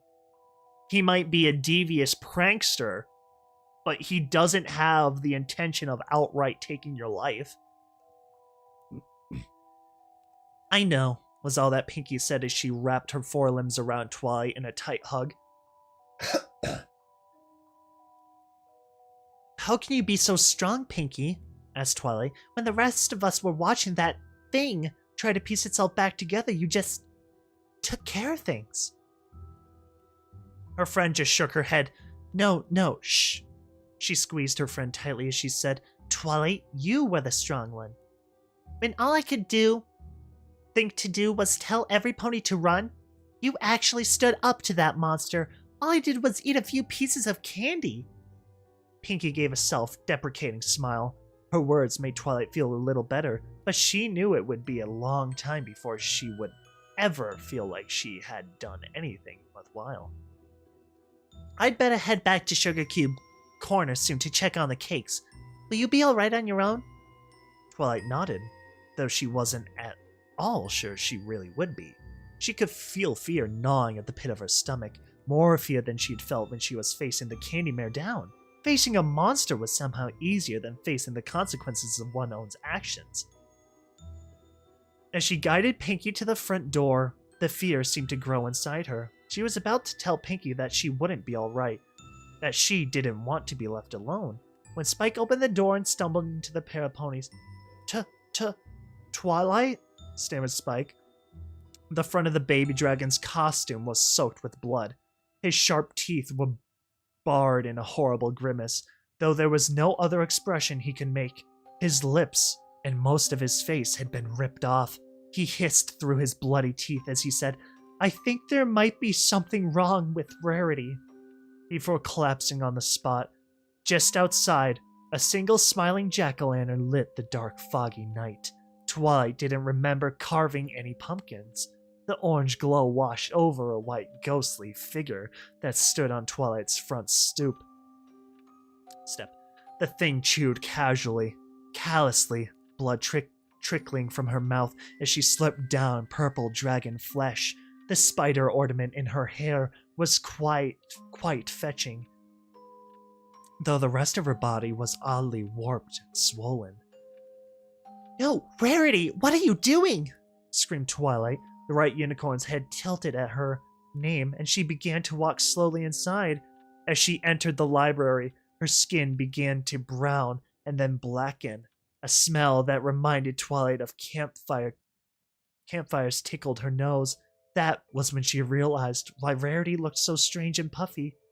Her body was nothing but marshmallow. The creature that had been Rarity made a strange keening moan and slunk back into the shadows.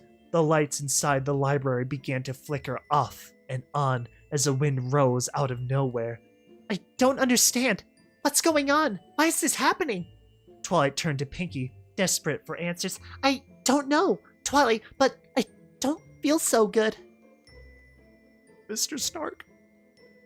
The pink pony doubled over in pain, clutching her stomach as she retched up a gout of blood and candy. She collapsed into her own vomit and began to writhe on the floor in agony. It hurts. Oh, it hurts so bad. Twilight, help me.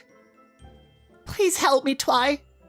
To her horror, her friend's skin began to crack, blood seeping from the fresh wounds, and Pinky's eyes and ears, her big blue bloodshot eyes, were forced out of their sockets and hung by their nerve endings as she gurgled, "Make it stop! Make it stop! Make it stop!" Her screams were choked off as her own intestines began to rise from her mouth, spilling with a wet slap on the floor of the library. At last, Pinkie Pie's body popped like a gore-filled balloon, splattering viscera all over the library. Something new slowly stood where a pink party pony had once been. It still looked like her, after a fashion. Darkness engulfed the library as every light died, save the harsh orange glow coming from the pumpkin on the step. Even by that dim light, however, it was plain that Pink Pony's flesh had taken on the consistency of bubblegum, and her mane and tail were now as cotton candy. In the sudden darkness, there was silence in the library. It didn't last long. A susurrus of voices whirled through the books, flipping pages and flapping the wings of the fake bats. From Pinky's former flesh, something white and shiny began to move, began to piece itself back together. A shattered skull took shape, rolled and turned to see the empty eye sockets gazed up at Twilight. A spine began to wiggle from the base of that thing as it giggled and squealed. Trick, trick, trick, over and over as it rolled around in what was left of one of Twilight's best friends. Already, the candy mare was coming back. Nightmare night, a voice giggled. A new jack-o'-lantern flared to life just below the Pinky monstrosity's grinning face. Her teeth were pink needles of rock candy. What a fright, another voice joined in as the thing... Is she going to be surrounded? Is Twilight going to be surrounded as more and more of them enter the room? Another voice joined in as the thing that had once been Rarity came inside and politely closed the door behind her. As the door clicked, Twilight ran, stumbling in a panic in the dark. She had to make it upstairs. She had to save the children. If no pony else, she wouldn't let them be devoured in their sleep.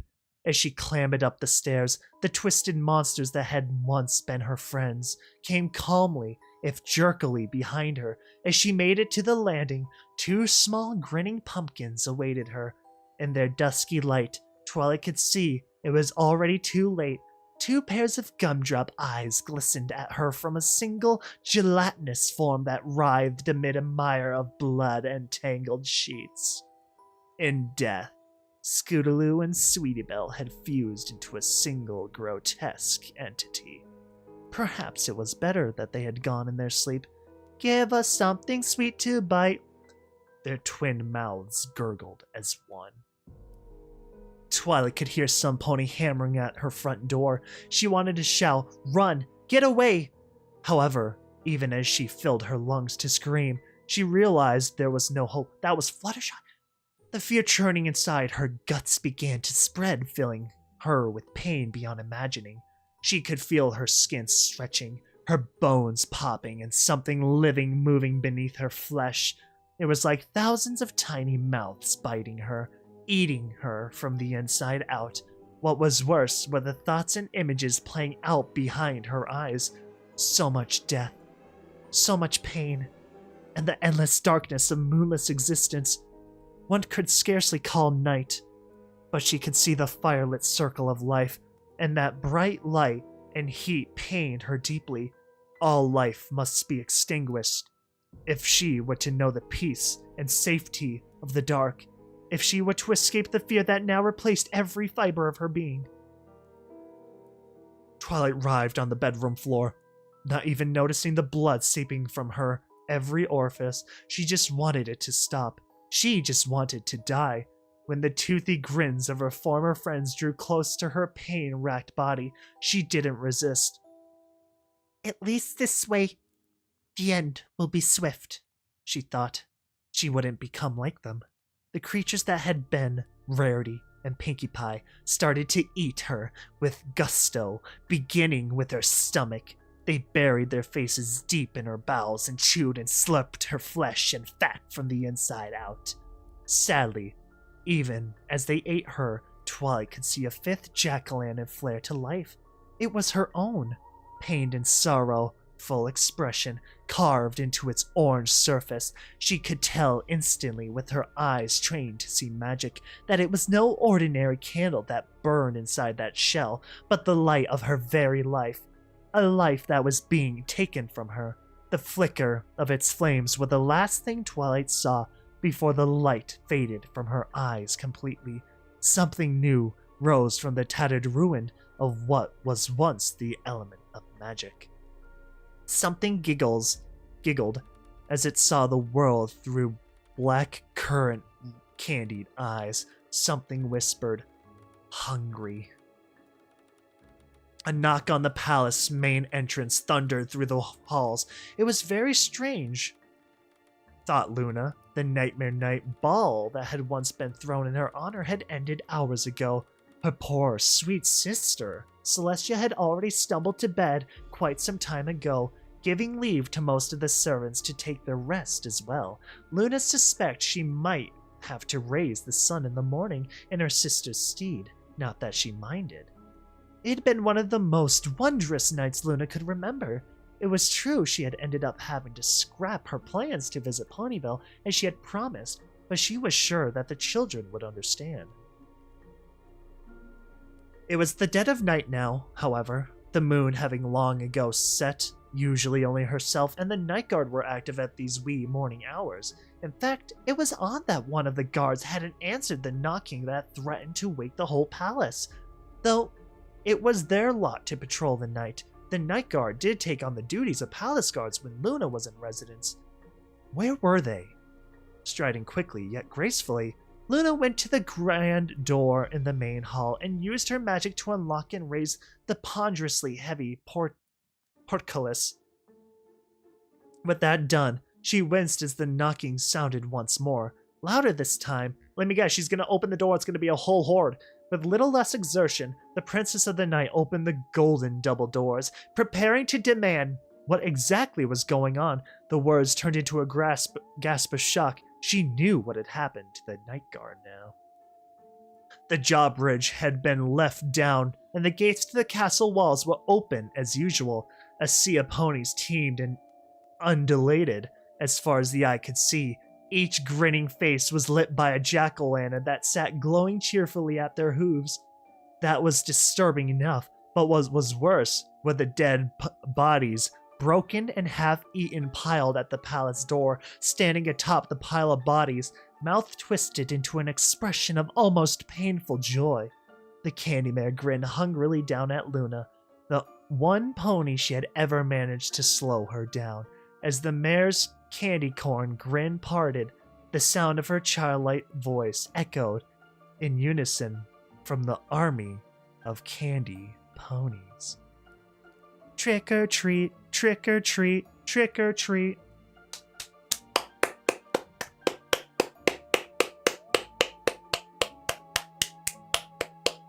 That was a good series, dude. Oh my god. Candy zombies. Candy zombies. Dude. That had no right to be that good. That was so good. Holy cow.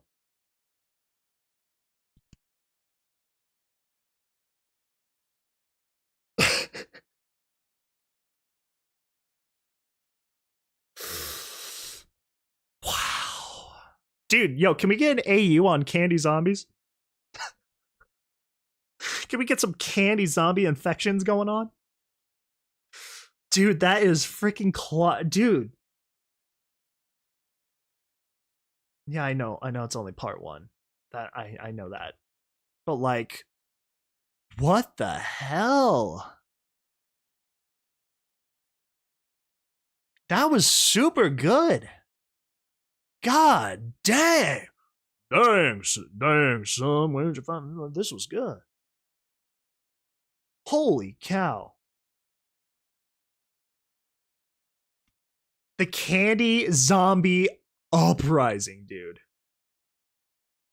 The Candy Zombie Uprising. Honestly, I kind of wish they all just formed one like singular meat body instead of becoming individual candy zombies. But you know what, that makes absolutely more sense why Fluttershy was left alone and then she saw all those jack-o'-lanterns and everything. That was so nuts. That was so nuts.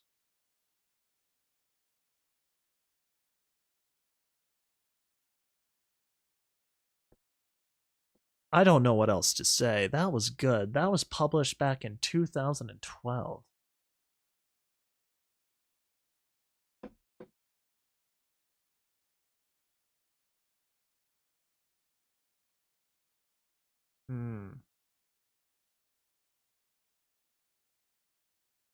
Oh my god, no.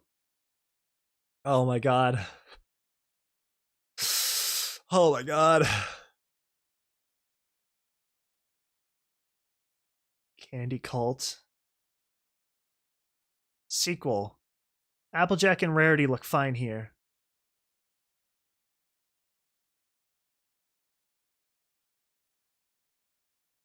The last something sweet to bite. There's a lot of sweets to bite.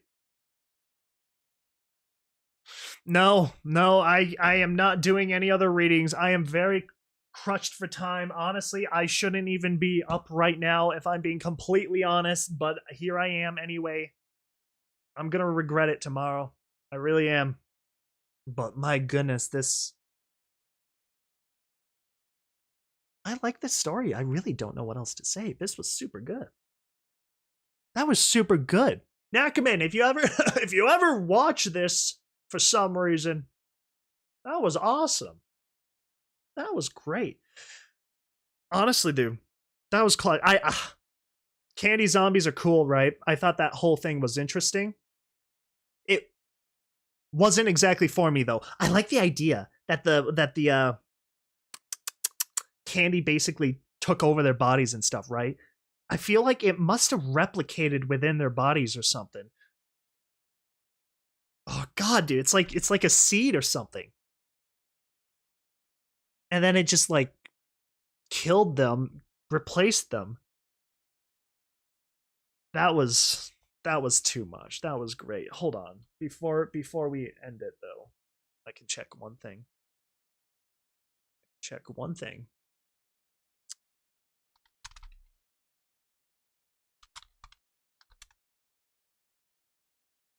Ugh.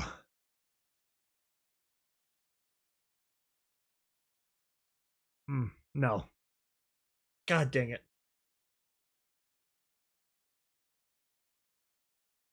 It's not there. You know what? I'm surprised we haven't got Candy Zombie. Well, I don't think that's the same. Dude. Dude, that this 69,000 words? Dude, I have mad respect for this creator. They took a series and then they kept expanding on it. 52,000 words. This is the one we read. The Jar. 26,000 words. Reading that many words is rough. That's rough on you. By like the 3rd chapter, I was pretty much screwed.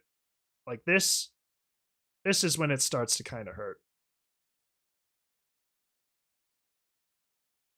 Dude, I wish I could I like doing this live stream talking about this story, but like I know I have to end it, but like I want to keep talking and stuff, but I don't know. Maybe I'll just talk in the comments section for whatever reason and just ramble down there. But yeah, that was a super good story. I honestly, it felt very heavily inspired by some things, actually. And I think I noticed that, maybe, right? Maybe I could be wrong. Only one way to find out is from the creator. That was good, though. Wow, that was a good read. If I could read that again, without any information, I would. Absolutely would. So, I'm glad we read that today on Halloween night. That was beautiful. Thank you all so much for watching. And I will catch